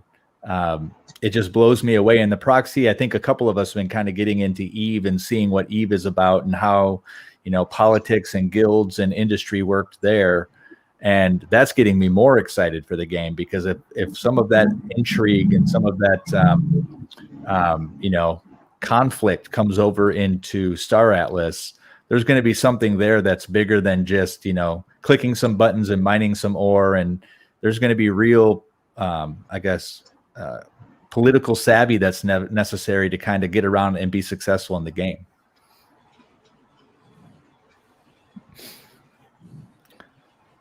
Any thoughts? What people have? Any thoughts from the AMA or the town hall, rather? Anything that you heard that you were especially excited about? Not directly from the AMA, but I would say the last blog post. That's kind of where I feel like they addressed one of the concerns that I had about whales monopolizing the token launch. And basically what they're doing is they're launching across 3 different exchanges, FTX being one of them for Atlas and Polis. But they're also putting a number of measures in place. We don't completely know what those are yet, to limit just a couple of wallets just destroying the sale and tying them all up, kind of like what happened to YGG, where essentially 25 million worth of tokens was scooped up in like 31 seconds with 32 wallets, something like that. Yeah, that was just insane. And then what that does, I mean, that would really make the game, that would make it less fun to know that right out the gate, it was already overpowered in favor of a particular group or individual. So the fact that they're thinking this through and putting some measures in place to kind of have it spread more evenly, that just shows, again, it shows that they're thinking things through. And I think they're watching the industry as well. They've talked a little bit about Axie on this last town hall. I think they understand that there's a desire for something called a scholarship, although I think they said they'll never call it a scholarship. But there's people out there who want to play the games, who want to invest, but also want to treat it as a business and get people to play for them. And I think any play to earn game that's going to be one that has legs and lasts is going to need that component. Because that's really, when you think about Axie, what's really pushing Axie and the value of Axie is the people's ability to do scholarships, in my opinion. I know I have people here who are far more versed in Axie than I am, but it seems to me that the success of that game is driven by the impact it's making in Philippines. So if Star Atlas or any other play-to-earn game can do that, I think they're going to get more of an edge against the competition. One of the things I was just going to say really quick that it was I think that's just where the rental aspect comes in, where you just buy a cargo hauler and all they do is just run ore back and forth in the safe zone. Can't get any more easier than that. One of the things that may make it a little bit more challenging with Alluvium and with Star Atlas and other games that may not be as compatible for scholarship-like programs is that actually most of the scholars are playing it on their phone. So unless you have the means by which to dial down these AAA games with these massive graphic features and functions, and maybe they did mention, this is another thing, they did mention on the town hall that they do intend to allow the mini game to persist and be a part of the world economy. So perhaps that is a way that you could include a program like that. But even when you look to Alluvium, that may not be something that you're going to see on a mobile device. And so that may actually exclude anyone in a developing country that doesn't have a computer with the resources to drive it. Mm-hmm. That's my biggest concern too. And I'm just like anybody else. I'm driven by the idea of playing, but also earning through others playing. And so part of my intention of getting into different games is because there's going to be some sort of scholarship type program. So I really hope, Star Atlas, Alluvium, even Mirandus or Gala looks at that as a key component to the game environments that they're trying to build. But speaking of which, with all these projects that we've mentioned, there's one that we haven't talked about, which falls into the Gala camp, which very well could be the game that within this year may lend towards a potential scholarship type program. And it doesn't quite have a name yet. I think one of the best names going around was Shooty Booms. Yeah. But basically the tank game, spider tank game, of which, I've got a tank and I'm not really even good at, I'm better at strategy games where rather than, hand-eye where I got to go around and use a remote and make things happen. So I would love the idea of being able to rent out my legendary chicken and be able to have someone drive that thing and we both do a split similar to the scholarship programs. And being that we don't, and again, it's one of those situations where they don't keep us up to date on how far down the development process they are. It kind of feels like we could, hey, tomorrow, hey, look, here's the game. It's like, we didn't see that coming. We just don't know with Gala, but they have kind of hinted towards the fact that it's not going to be that far off. And they have a first-person shooter. They did mention that as well. So that's something that's in the pipe. Yeah, there's I'm curious to see how the first-person shooter game takes off because it's such a competitive industry. There's so many titles out there that have had over a decade of game development towards that title.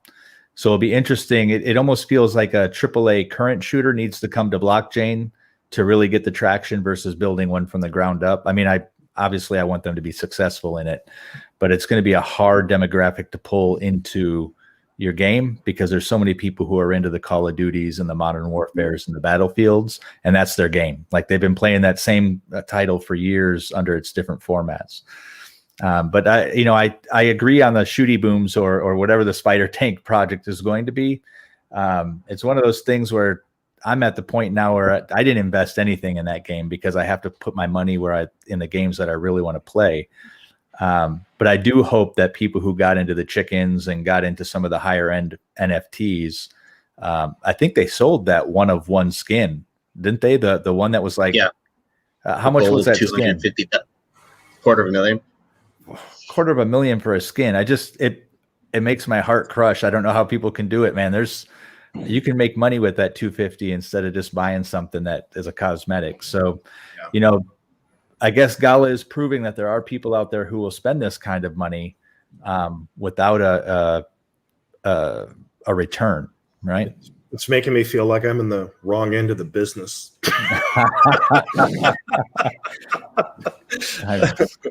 Metaverse Nomads game development company, right? It's speaking of that first-person shooter, the thing that I think would be awesome if they could figure out a way to weave this into blockchain gaming would be where you get a team together and you got to go pull off a heist and if you pull it off, then you're going to get some reward. Something that's on chain. That would be pretty cool.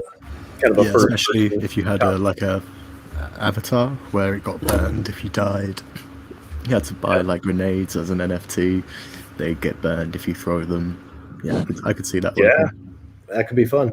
It'd have to be fun. Was That's it like biggest. like Payday, right? I think that's the game. Yeah, kind of like Payday. Yeah. So like a co-op play to earn game instead of like a competitive play to earn game. Is that what you're there's room describing? for a lot of games, all the genres really. It's just about how you integrate blockchain into it, so it's not just blockchain with lipstick. Right. Yeah. Well, hopefully we see some of these larger titles that are not blockchain games come over, because I think there's people who are slowly creeping into the development space for blockchain games that have worked non-blockchain based games, but I don't think we've seen the hardcore developers show up in a way that we know they will at some point. How is EA going to show up in blockchain? It's going to be huge. How is Nintendo going to show up in blockchain? So, or even Microsoft. I've got to believe that they see the value of the money and the revenue they can make in this type of game world as well. So I'm excited to see where it comes. And they're probably feeling the pressure to do that now that they continue losing people to blockchain-based companies. Mm-hmm. Mm-hmm.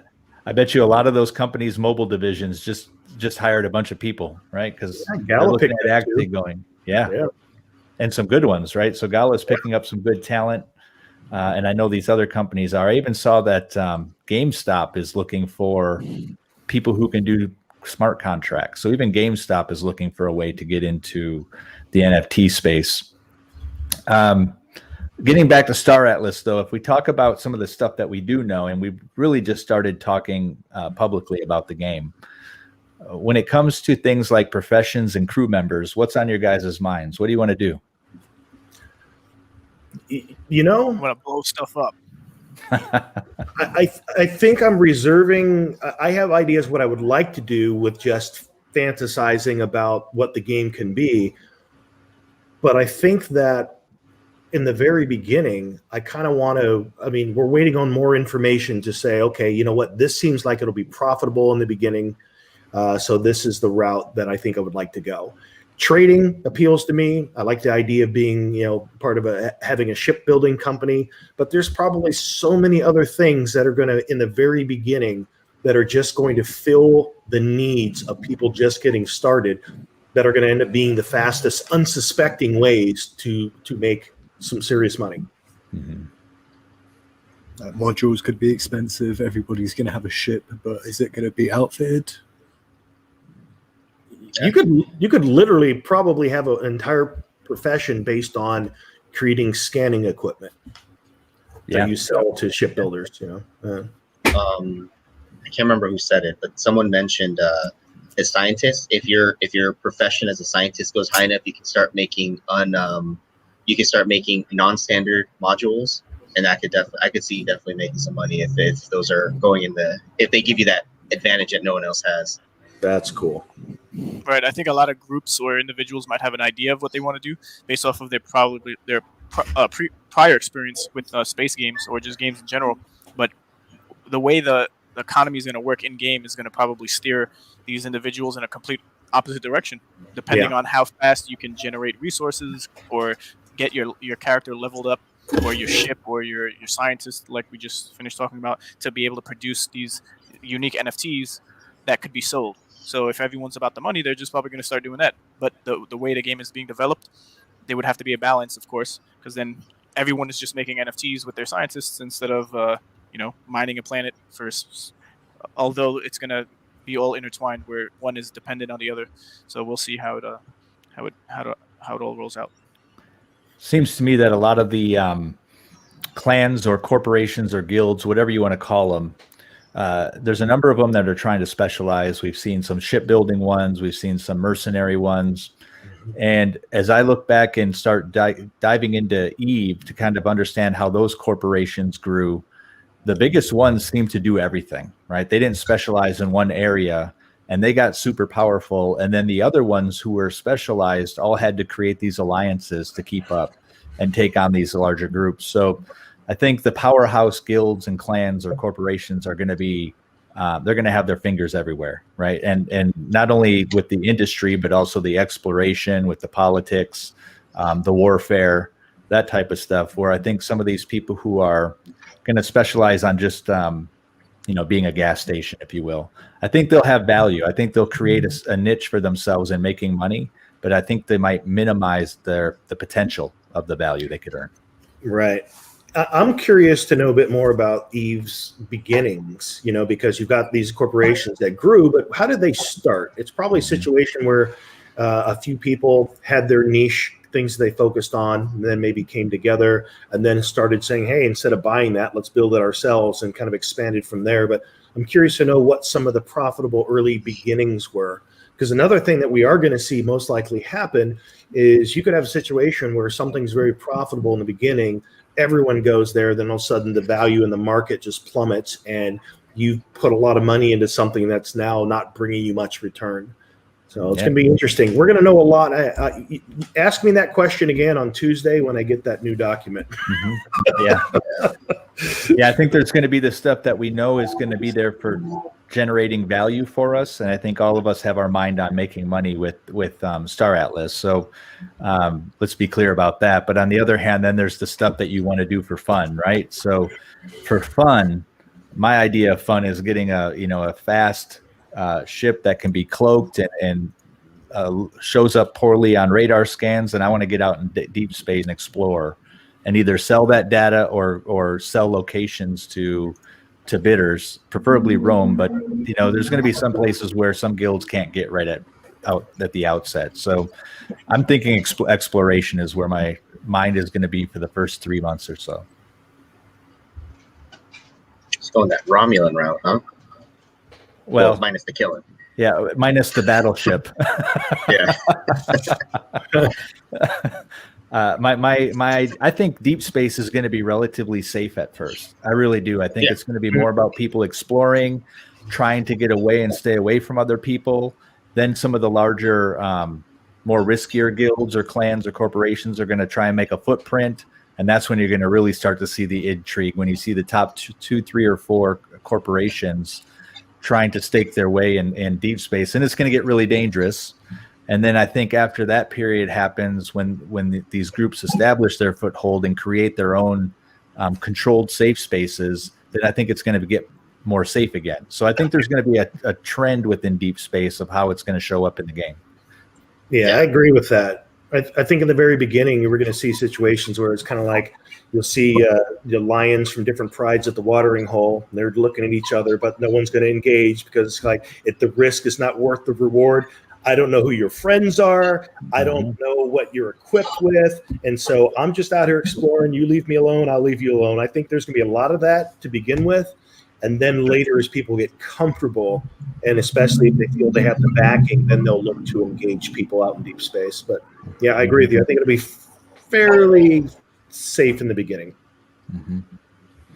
Yeah, I think whoever those 5 whales are that bought the tier 5s, I think they're going. I wouldn't be surprised if they went directly out into deep space, because who's going to challenge them? I think they have what they start with capital ships. Well, there's handle the mining and land claims. Yeah, and they get like 200 tier 5s, claims and mining rigs and everything. They just go out and they'll just snag up like 6 planets and they're set. Yeah, that literally might be like a universe for themselves in that too. Well, I mean, that's a lot to put out there at risk, and there's always the target that people want to take down. So I think, and that's only one ship, unless there might be 2 in that package. I'm not sure. Well, they've got all the ships that lead up to that, right? True. So they've got the posters from all the tiers. But I think whoever puts themselves out there as that big target, there's going to be people that come in and want to harass them or try and take them down just for the notoriety of it. And I think what's going to be interesting over the course of Star Atlas is what the Star Log is going to be. What's the history of the different corporations and how the lore gets built over the years through the people playing the game. And it's one of the things I've been seeing within the Eve community. There is a compelling narrative that could be like sci-fi books from some of the stories that people are telling about that game. So within the 4 people and it's only 4 groups that have all the posters. I see them trying to capitalize on safe space and the medium space. I don't know if we're going to see them push all the way out into deep space right away. Yeah. Yeah, Mega Raid Boss here says, I wonder how hard it'll be to take down a Calico Guardian or Pierce C9 Capital Guardian in deep space. And not just the big ships. I mean, I'm sure those would be insane, because here's a couple considerations. One, even if you're a smaller ship, you're probably going to be faster and more nimble. You're probably going to have some shield capacity. So, like we see in Star Trek, it's like shields at 50%, right? Or let's get to warp speed. Let's not stick around here and take another hit.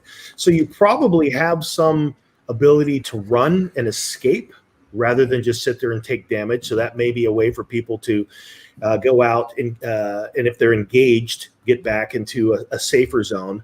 But then again, like with the Mega Raid Boss's question here, if you had enough people, how much effort would it take to take down one of those big boys? And the same thing, are they going to sit there and probably fight off a bunch of you, and then at some point they're like, all right, this is uncomfortable, the swarm is here, let's warp the heck out of here. So they can probably take a lot of damage and still escape without being destroyed, be my guess.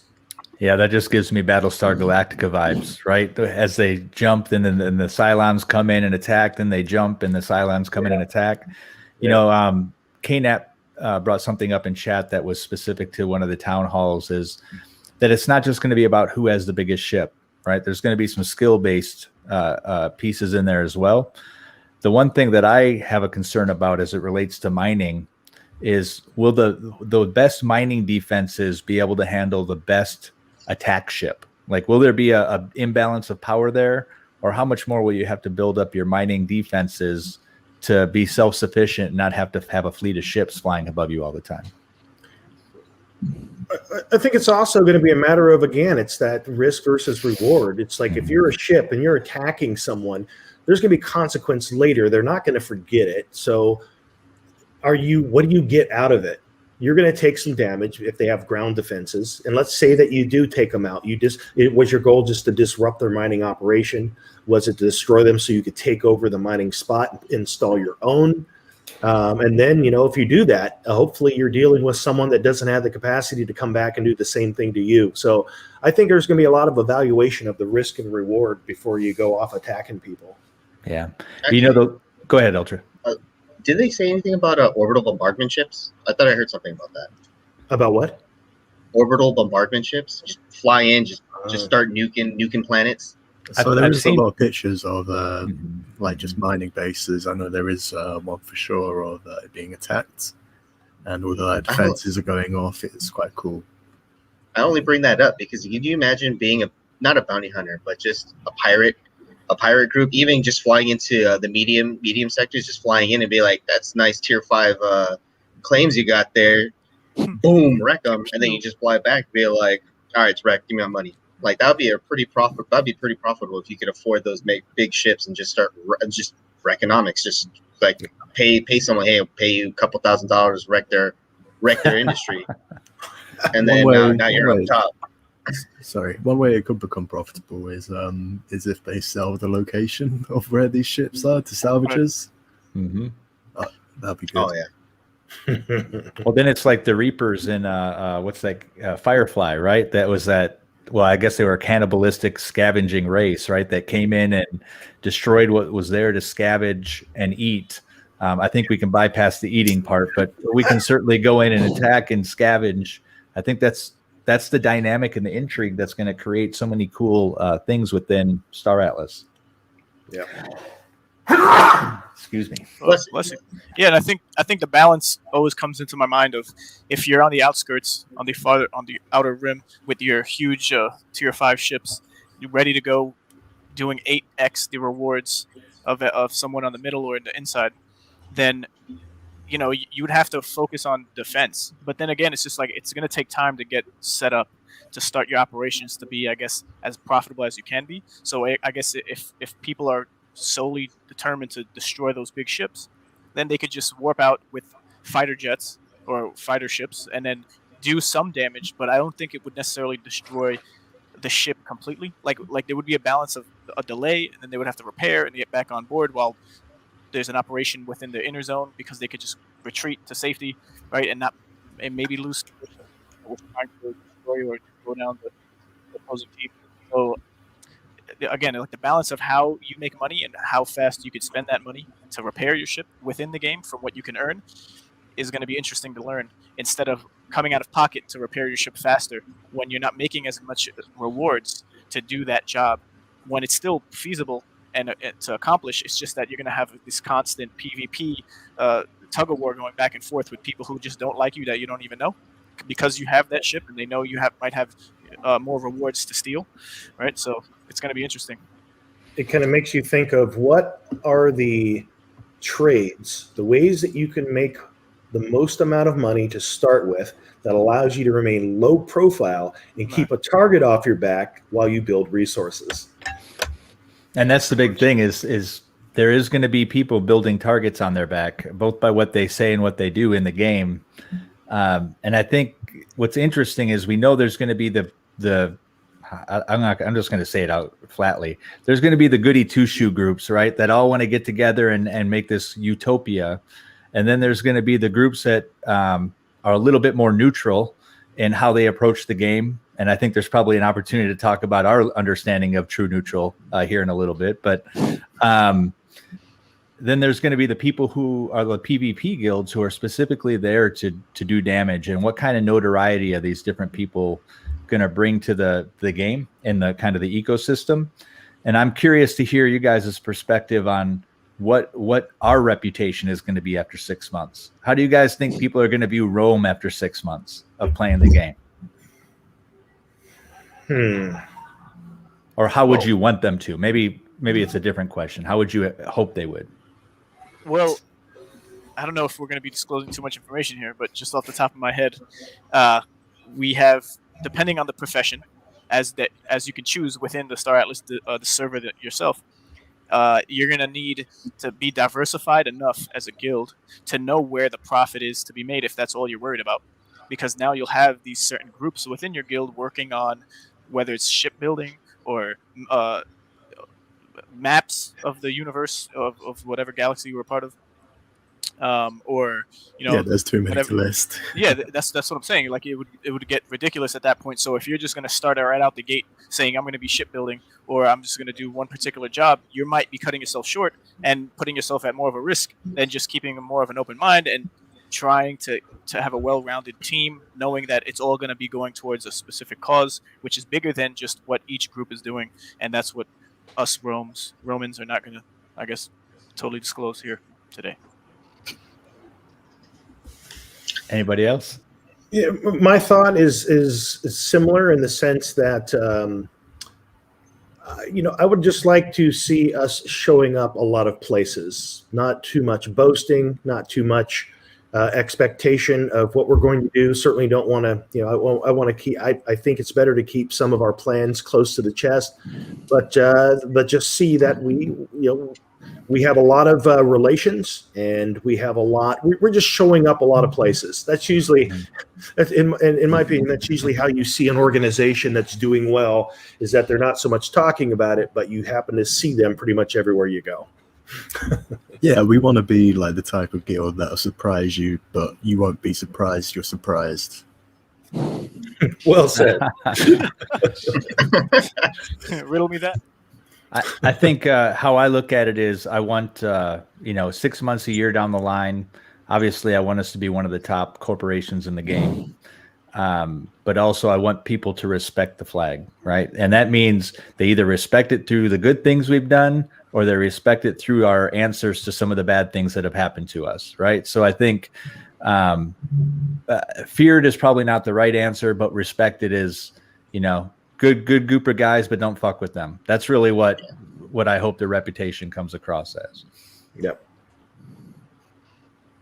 And then right here, with Grand Vizier saying CNBC headline when the game comes out: blockchain pirates destroy $30 million worth of virtual space assets. Yeah. I don't want to be on that end. He knew the exact figure too. Man, what is this guy? A spy in our guild? There was a lot of conversation about spies over on the Star Atlas Discord. I think people are really starting to get freaked out a little bit as they build up into this game. So we'll see how more intrigue, more political intrigue that you don't see in like the classic MMO. And then that's actually kind of scary if you think about it. That $30 million, because what was it in Eve? They said that they ended up destroying $60,000, and that wasn't even, and that's not a blockchain game of in-game assets. And now like we're putting some, people can put down some serious money, and I wouldn't be surprised if we hear that a few years down the line. We're like, yep, they destroyed that Dyson sphere and everything that belonged and everything that guild belonged to, and there goes 30 million down the drain. Right. It was something like $1 trillion in the in-game currency, which had a USD worth of about $20,000, and of course there was some threats of physical violence included in the mix. Yeah, I mean, if I recall one of the stories, the guy was tracking where the guy he was going to defraud was at in the world and making sure he was off the Discord at the right time, and just wiped out, years of progress within a corporation. So all the more emphasis about why you might need a DAO if you have people you're playing with that you don't necessarily trust, because there's a lot of real world value here, and I think it's going to be greater than $20,000 in a loss of a ship when these ships get wiped out. And I think we're going to see two groups of people in these high value losses. We're either going to see the people who have been building up towards it, have the skill, been playing, and they took a calculated risk and they lost. Or you're going to see these whales who really don't give a damn about the value and just want to go out there and try to do what they're going to do, and they get crushed. So I think you're going to see two different types of people showing up in these high loss situations. Yeah, I think the correct term for like an aggressive whale would be like a megalodon. There you go. We're creating the lingo. The tier 5s, the 5 megalodons out in this ocean. Megalodon out in Sector 5. So, Sounds like a C.S. Lewis book. Right. What's interesting is that from my adventures across servers on the Discord, there's a lot of talk of neutral parties, guilds, ones that are trying to, pretty much neutral across the board. Although they might have further plans down the road as everyone's building within the game, because what sense does it make if right out the gate you have people just shooting each other up and destroying everything that they just purchased out on the outer rim, and no one wants to risk the amount of initial investment that maybe they couldn't afford to lose, because that's why they're saying these things up front, because no one wants to lose any amount of money whether they can't afford it or not. But it's like we're gonna have to see how it all plays out, because if there's just going to be shooting right out the gate with whatever the ship comes with when you buy it, whether it's a small gun, a big gun, a medium gun, whatever it is, you're going to have loss of NFTs and with that value that people put into them. Yeah, it's essentially a gamble, but I imagine people throwing like 100,000 on a poker table. If they lose that, it's just somebody like taking all the money from the table. This way, you at least get to watch it burn. Extra utility, added utility. Yeah. I think a lot of times conflicts comes from perceived scarcity, and so if you have a situation where there's a limited opportunity for mining operations, I could see there being battles and wars over that. In the very beginning, I don't see there being too much scarcity. I think space is going to be a big open area, and especially if we look to the posters it sold. What is there, only something like 3,100 people that even have tier 1? That doesn't seem like a lot of competition for space in the beginning. So I think more people are going to be about gathering resources and getting what they can, securing themselves, building defenses, that sort of thing, rather than just out trying to hunt and cause chaos. But who knows? Yeah, I think foundation building is going to be the biggest thing that happens up front. You got to gain your foothold. I think a number of corporations or clans are going to look at how much do I try to get in the safe space? How much do I try to get in the medium space? I think that's going to be a big piece of the blueprint of the world, is going to be the first, 10,000 that get in and start making these claims. They did talk on the town hall about the auction system, and I actually was caught a little bit off guard because they said the auction window was 7 days. And that, to me, seems like a long window to compete for some of this land. I think what that creates potentially is a person or a group to fly around to where these planets are, look for open auctions, and just buy out. So I think there's a whale component there that I'm a little bit not optimistic about. It seems like there's an opportunity. Go ahead, man. I was just saying, talking about that because after that, like, there's a few heated people on that same issue, and they were saying that not only would it be 7 days, it would be, and remember, this is them. They're not saying it's set in stone or anything like that. Right. But it was supposed to be 7 days. It's supposed to broadcast that it's happening if you're nearby, which makes it even worse. And then after a few, let's just say heated but respectful messages that went out, Danny himself actually came out and he was saying, yeah, we just kind of threw out that number just to test it out. And he's like, yeah, I think you're right, though. It's a little too long. And so they're thinking of at least what he was proposing as a potential is 24 hours in the safe zone, or like 24 to 48 hours in the safe zone. But in deep space, you just get it because it's loss of assets. You don't want people to you don't want to broadcast out that you have in deep space claims that people can just come in and destroy. And I think that would be well, if there was competition for that spot, I think the ships would already be there fighting for it, right? So you're already going to have the auction process because it's going to take place as a battle probably. So I get that. That makes sense. That's actually encouraging what you just shared. So I just want to make sure people know that end. So when we think of space in terms of resources, we also have asteroids and comets and things like that. So they're not exactly stationary. So it's not like you have a point in space. If you have that claim, it's actually its location is continually changing. I hope they do that. I hope they do have like the trajectory of the asteroids, and you can kind of have your mind move around the system, which could provide for some relative peace during times and maybe some conflict during times, depending on where you are in that trajectory. The other thing that I am not aware of is they've talked about being able to mine nebulas, right? Like gas clouds. Does that need a mine stake, or do you just fly your ship up and start siphoning off resources, right? Right. Yeah. I did hear a little bit about that. I don't know about the claiming. I don't know how that's going to work, but they said the mining will be used. You'll be using the same mining claim. It's just going to look different. So you can't put a drill on a nebula, but I think it's going to be something where you can kind of collect it, and then that's going to be the primary source for fuel for the ships. But it's a nebula, so that would probably be in its own spot on its own, so it wouldn't even be near a planet. Seems to me that there's a game style there where if they didn't use stakes where people could go into other people's territory and mine from the nebulas within their territory and not get caught. Like there's an intriguing game style there for me to sneak in, steal some resources, and then get out of that area of deep space without getting caught and crushed. I hope they make it I hope they don't make everything a broadcasted auction. I think that will be kind of like something that slows down the gameplay that won't make it fun. The other thing interesting about gameplay is potentially how the smuggling will work. First of all, why are you, does it mean that you're bringing items in that violate some law within a particular region?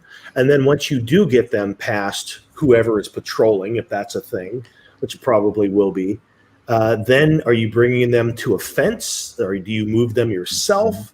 Is there a whole black market for those kind of things that's separate from the main market? Can stolen goods be identified? There's a whole lot of interesting things that they're going to come into play. That red text, stolen. Yes, right. Yeah, right.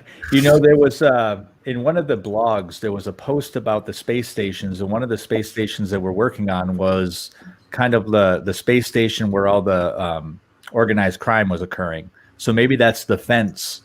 They were building an ONI space station, kind of the political space station, and then the I guess the mafia space station. I can't remember the exact word they used, but it was the undercrime area where all the outcasts go.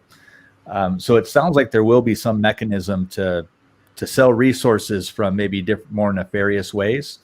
My hope is that there is some benefit to things like smuggling, right? And what does that look like? Do you go in guns blazing, or do you try and fly under the radar?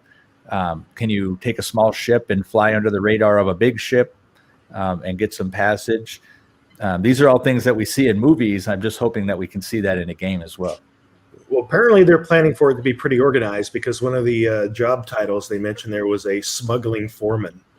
Hey, well, sounds like it's part of the gameplay then. I think for those of us who are so inclined, you now have your opportunity to be your own organized crime boss. Right? Job of the whatevers. The other thing about that showed up in the town hall that I think is worth talking about is they gave a little bit more clarity on the traits between the different factions, and it seems built into crafting. And I don't even know if I quite understand what they described, but it sounds like factions have some sort of competitive advantage against resources in their faction area, and they said the other people would have to fly around. So I'm not sure what to take away from that. Did you guys get a different perspective? I saw it as I think it might be a specific resource, so I would just say like shipbuilding. But like you have like ore, platinum, and trinium. All right, and then each faction will have more of those specific resources potentially, and I think that would be an advantage to be depending on what you want to do on each of those, depending on the faction you pick. And then I think they also said they get a specialization, right? So maybe one's better at refining or mining and refining. One's probably better. One probably has a lot more nebulas. Would probably be a good one. So one's better at providing more ship fuel more easily than others. So that's probably what it might be. I see you mentioned here, like, what are we going to smuggle? And as I was thinking about that, what kind of comes to mind is perhaps bringing in items that are already within the zone but fall out of the taxable system. No, that makes sense. Mm-hmm. That makes sense. I think also if for what Andrew said, if there's a resource for, let's say, fuel that can be mined in a certain faction area that gives a better fuel output, if you will. Mm-hmm. And so maybe you're smuggling it from there, from one faction to another, using whatever means you use to smuggle it. I hope there is a good give and take on smuggling. Like the risk versus reward is high if there is going to be a smuggling game loop, so to speak. Right. Yeah, I think it would be cool if there was an alien race that ate like ship fuel, but their home planet was like made out of it. So if you could like manage to sneak onto the planet and like get a chunk of it, you could like power your ship for ages, or you could take it to like a different part of the universe, for example. There's like where something's plenty, there's opportunity to like transport it somewhere it's not. How oh, go ahead, Jesse.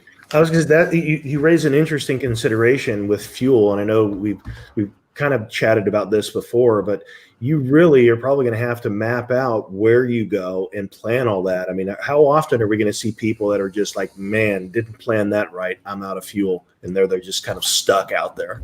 SOS. And is there going to be a profession in real life?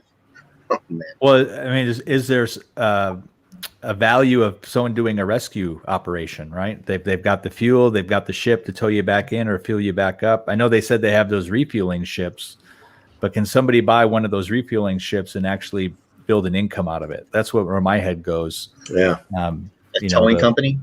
Towing or mobile gas station. We got them, those tow trucks all over California that show up on the side of the freeway.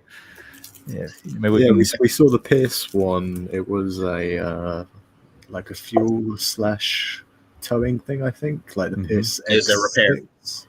Yeah. I thought it was like a tanker at first, but it looked quite cool out in space. Yeah. And so from faction wise, we really haven't even decided which route we're going. I know it's encouraging that all the races can be now in each faction. So it'll be interesting to see how it shows up in the game with different people and different resources. I know we've talked about we got to pay attention to where those capital ships are going to be, so that we're not in too much competition for some of the better stakes. I think it's going to be really dynamic, and the game really starts when the big guilds start picking their factions. That's when I think the interplay between the players in the game is really going to start, like the history. Yeah. I think counter picking is a viable strategy. Yeah. just off topic, do you guys already know which race you want to be? Even though like races don't really matter, but have you guys decided which one you wanted to be? They don't matter as it relates to faction, but there may be Yeah. some advantages. I'm leaning towards the Alien Alliance. The Oni? We don't know how many there will be, because the Oni is the light beings, but then we also see the ones that are just like that alien couple. Oh yeah. So there's probably going to be, I mean, that it's an alliance, there's probably a bunch of different alien types. That's the one I'm leaning towards. I'd say human second, AI last for me anyway. Yeah, and the Oni is the alliance. The Futari is the light beings. And then there's like the Songian, and there's one other one, which is the couple that fell in love, I guess. I'm looking at the lore. I don't know the exact lore. Right. For me, human would probably be my first one. Then the AI group, and then the alien group. But at the end of the day, I'm going to pick the one that's going to help me the most in the game. That's just how I play these games. Yeah, I'm thinking AI first, and then the other two just depends on what it is. But that's just me. I've always had a thing for robots, AIs, cyborgs, all that. Nice. Yeah, I'm siding between Alien and Cyborg. What's interesting is with the AI ones, they said the AI have the intelligence or the knowledge of all the human race. And how do you balance that in a game, right? If one creature has all the intelligence of the human race, how do you not have one that just overpowers the other? So I'm really curious to see how they show with that dynamic as well. Fancy, did you have a thought on what race you're going to pick? I like the recent picture of the Ooster they post. I'm not sure if that's how you say it, but the Ooster in the Star Atlas character art Discord. Yeah, it was different than what I was kind of like imagining, but it was quite beefy. I'm not sure if it fit into like a smaller ship. Like maybe that's one of the advantages of humans.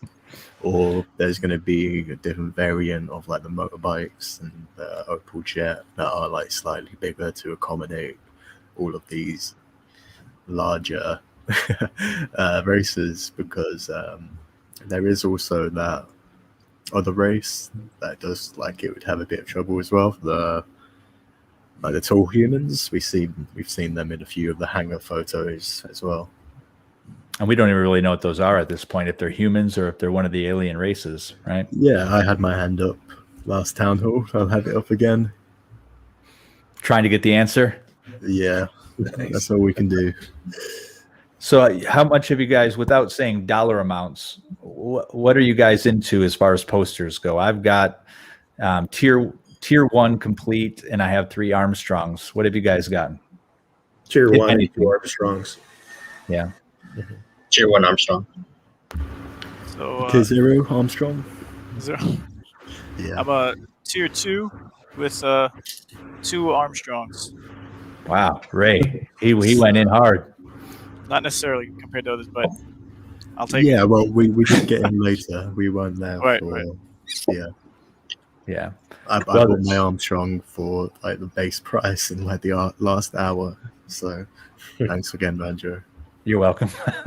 Yeah, it's I'm really upset that I missed it by like a couple hours, and then it doubled in price. It's like, but compared to what people are paying now, I'm fine with double. Yeah, I'm up almost 400%, I think, in what I've spent so far. And I hope with this movie coming out, the trailer that's coming out later this month, I think in a week or so, that it brings more people into the space and continues to drive the price up. I think I might sell 1 Armstrong, keep 2 Armstrongs for myself, because the badges are the unknown. We don't know how much they're going to be worth on the other end of all of this. And so if I have 3, I won't have buyer's remorse or seller's remorse if I keep 1 and sell 1. So that's my plan. But you're going to have to do that before the 25th. Yeah. Right? Yeah. And that's a great call out. So they've been pretty clear and again, this is really for people who are kind of new to Star Atlas. They've been pretty clear that on the back end of this month, there'll be a date where they mint your assets from the posters that you have, and they have to be in your wallet and have to be claimed. So if you are unsure and you've already bought some assets, make sure they're in the wallet completely, and that you have them unstaked for sale if you want to get all your rewards and all your stuff. And that's also going to help you in the token generation event. Those badges and those posters seem to have some sort of kicker that allow you either to get farther up in the line or to buy more. They haven't been too clear about that piece yet. But I'm going into the token generation event. Is anybody else going into the token generation event? Absolutely. Yeah. Yes, sir. It's just which one are we going to buy? You're going to buy Atlas, you're going to buy Polis. What are you going to lean more heavily towards? I'm still waiting on the paper to kind of give me more intel, but I'm thinking probably initially leaning towards Atlas and staking it for Polis. I'm of the same mindset. I mean, we have to buy the assets with Atlas. So we're going to have some just to buy. So there's going to be what you buy to buy assets, and there's going to be what you buy to stake, like Jesse's doing for Polis, and then there's the straight Polis buy. So I'm probably going to do around 30% Polis and everything else Atlas. It's appearing like Polis is really going to have a big impact for the corporations or clans that really want to be leaders in the game. So I want to make sure I have enough on hand for the sake of the guild to make sure that we can start building that political structure within whatever piece of space we pick up. Yeah, I'm pretty much the same way. For some reason, I was in the mindset that staking Polis provides Atlas, but if it's the other way around, then I'm probably going to lean more heavily towards Atlas. I'm going to reread that white paper again. I think we'll know more after the 15th when this new paper comes out. I think there's a number of different ways to get involved with your coins, whether it's liquidity pools or staking. I thought I read somewhere that Polis or staking Polis gives you a percentage of the taxes that come through whatever that Polis is being applied to. So it seems to me that if you really want to build a strong organization, you have the Polis to set the taxes, and then anyone who comes through your universe or corner of the universe is going to be paying you money on your Polis. So I think there's a benefit to having both for sure.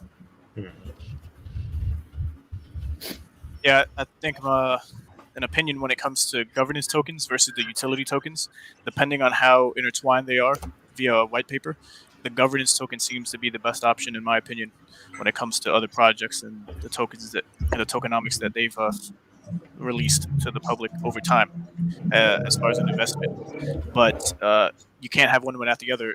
Over time, we won't be able to have one without the other when it comes to in-game playing or building out, like we just finished covering.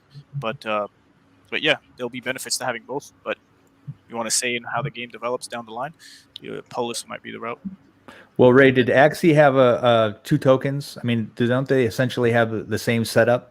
Yeah, so similarly, it would be Small Love Potion or Smooth Love Potion would be Atlas in this case, and then Polis would be its AXS token for compared to Axie Infinity. And a note I mentioned last time was Delphi Digital is our advisors to some extent with Star Atlas. So they created and helped flesh out and build the tokenomics of Axie Infinity. So it was a green light in my book when it came to just the game overall, as far as the tokenomics of the game. So from a value perspective, if you look at the Axie side of it, has there been a different value equation for like the Atlas versus the Polis as you kind of look at the Axie coins? Was there a benefit to buying one over the other?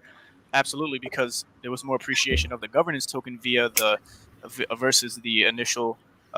Versus the utility token, which was used in game or for specific things, which would be for breeding for the Smooth Love Potion for Axie Infinity. So the Atlas token will have a crucial component to in-game operations and what you can do, and then they'll add utility to it like staking, so you can earn more Polis. But I think, in my opinion, not financial advice, the governance tokens of projects are the ones that are to be sought after.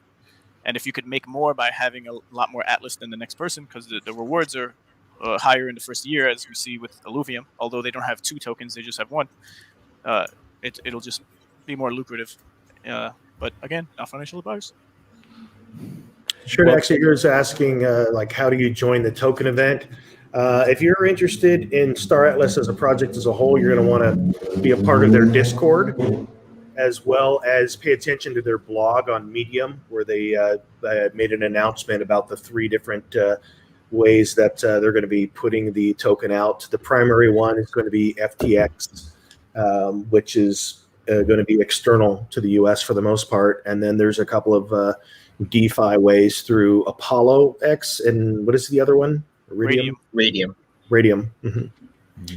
So yeah, those are the two places between the Discord to stay up to date and then also following their blog posts on Medium. One of the things thank you for that, because I think a lot of people are still trying to figure out where to get it. And I'm still trying to figure out how to get it within those. As a person who lives in the US, it sounds like there's going to have to be some shortcuts or some side steps that are taken to get into the actual token event, and with the same capability as everyone else in the world. One of the things that I was curious about your guys' opinions on in relation to Polis is this. We know that some people are buying these game tokens as an investment, and they really don't care about the game, right? So if we think about the YGG token sale, how many of those people were just people who knew there was money there, bought, and are just holding it? Well, in this case with Polis, we know that it has in-game and out-of-game voting ramifications. So what happens to those people who buy just as an investment? Can they delegate their vote to a different group, or are those completely removed from the voting pool overall within the game? I think a possibility is they sell their vote. That's a great idea. And as another way to generate revenue, right? Sell your vote and still get the passive earnings from the Polis. I like that. Any other thoughts? I know they did say that in order to pretty much affect anything in the game government-wise, you have to have both Polis, but you also have to do things in the game. Like you have to do things in that specific system. So that was one way of whales just coming in, is be like, my city now, and they just take over everything. They actually have to play the game. Yeah, I agree. And when it comes to these projects, even YGG, although they don't claim to be a developer of a game per se, they're more like an index fund of different games and their assets or tokens. The thing is that there's always a release of a certain amount of tokens for these early investors or an auction, a Dutch auction, but the majority of tokens will be for, just as we're talking about now with Star Atlas and Axie Infinity, the most that will be released to people of the community, which is the majority of the percentage of coins, will be from people playing and participating and providing value to the guild or the company itself. So we are rewarded as players in this ecosystem of Star Atlas as for playing a game, and a large percentage of tokens will be rewarded or released to us playing the game, doing whatever we do, right? So it's likewise with Axie Infinity, and other games will follow suit because you want people to play the game. It just comes down to that. You want more people on your game playing it, earning, and then keeping the ecosystem and building it as they continue to develop the game. So, as far as token sales, it might, even with Vox, right? Vox was a success as far as for Gala Games, as far as the amount of money it brought in, which is what they anticipated and wanted. But when it comes down to anything being fair from the point of view of the investor or the collector, it doesn't really matter, because the technology of blockchain, if you put more time into learning about the technology itself, there's multiple ways to get around just these releases that the creators of the projects might not even know about, because they don't have their ear to the ground. They might be busy developing and not knowing everything about the back end of the technology that they're building on top of. So people who are devs themselves, not associated with a particular game, they might know what and how to do things, and you could call it an exploit, but the technology is what it is, just like the real world financial system is for what it is. And if you're just not hip to it and have learned what you needed to learn, then you're going to feel like you've been a victim or taken advantage of, which shouldn't be the case. And I wouldn't suggest anyone think that way, but this would be a great opportunity both for the company, Gala Games, or any other, to learn from these mistakes, right? On part, or not mistakes, but just these are learning. These are the growing pains that everyone's going to be going through, both as a company and just a player or an investor. So that's my 2 cents. Well, I think we have to expect that any company, Alluvium, Star Atlas, could have their Vox moment, right? And I think it's really about how they recover from those moments versus you can expect that they're going to happen. And I think people who have been around the gaming industry for a while also have an understanding that games never launch precisely the way they want them to. I've rarely seen 100% perfect launch. And now we're in a situation where we're launching games that have dollars attached to them. So when they don't launch, or if they launch with some weird bug that allows people to really rape the system, so to speak, at the expense of many other people, that's going to create some issues in the long run around the health of these games and I guess the public perception of these games. So there's a lot of weight on their shoulders. And right now we've been very favorable towards Star Atlas, but we need to understand that they could fuck up too. I mean, they could have a major fuck up somewhere in there, despite how much we are, hot on them right now.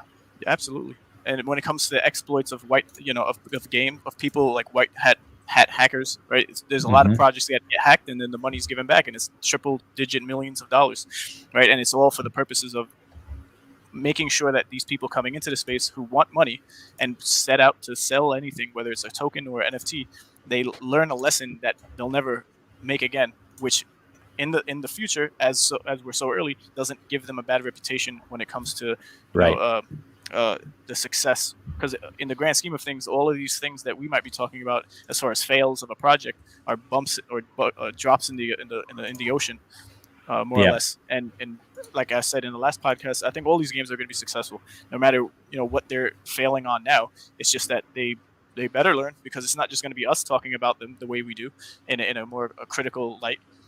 For it's all positive at the end of the day too, but it's gonna ruin them financially down the line, because there's just gonna be so much negative association with these fails because they haven't learned from them. So them listening and learning from the space before they even get in is what should be done. But that takes time, and time is money, and that whole thing. iGuard in the chat talked about being from Europe and looking at the U.S. from a distance as it relates to crypto regulation, which does have or can have an impact on play to earn gaming as well. We already kind of talked about the token generation event and the challenges U.S. citizens will face because of kind of poorly worded or not clearly identified regulation within the United States. And I think the idea that a government, especially our government, which seems to be jacking this up every step of the way as it relates to crypto, could have a huge negative impact on the future of different industries. And if it's going to impact crypto in general, it's probably going to impact the blockchain gaming. And the thing that's on my mind around blockchain gaming is every transaction could be a taxable event. And if that's the case, if every transaction is a taxable event, what a nightmare that will be trying to get your sales of all your weapons and armors and Mirandus, or the ships that you sell, or the resources you sell in town, or Star Atlas rather.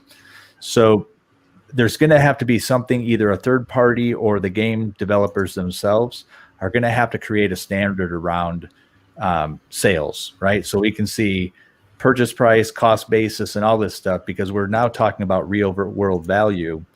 And in the U.S., once you start making a certain amount of money, you're required to report that on your taxes. So that's kind of a gray area. I'm a little bit hesitant with how government has been handling this regulation so far. But what do you guys think? I think it has to remain unrealized until it crosses that border and becomes a spendable fiat currency. It's kind of ridiculous to want to tax the transactions within the game, because at that point you could lose it just as fast. Then it just becomes this really strange system that is just, it just gets messy. I think it needs to somehow stay an unrealized gain until the point that it crosses that fiat barrier. I agree. Anybody else? Terrible. It's plain and simple. I was muted when I said it, but yeah, it's just terrible. Like, the wording on it is so bad. They've gone in and tried to make it decent, and they just refuse to even let that amendment even go through. So they're going to try and pass this bill and it's just all it's going to do is just hurt America in general. But it's crypto. One country doesn't control it. Like, if it doesn't work in this country, we're just going to move to a different country digitally, and then we'll do it from there. But the only issue is crossing from the crypto world and crossing into the in real world, and it comes into fiat. That's where the regulations will bite pretty much all the Americans in the butt if they don't try to amend this into better wording. Yeah. Yeah. And I agree. Go ahead, Ray.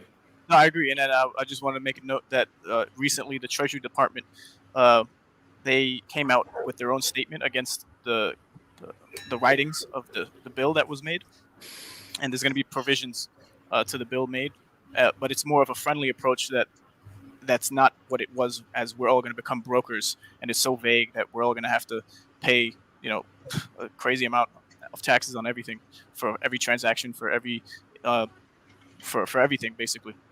So until we find out what happens, the Treasury Department is now making it less strict, I guess. Yeah, because if you think about it, they have no real way of seeing what's going on. Like Coinbase, Right.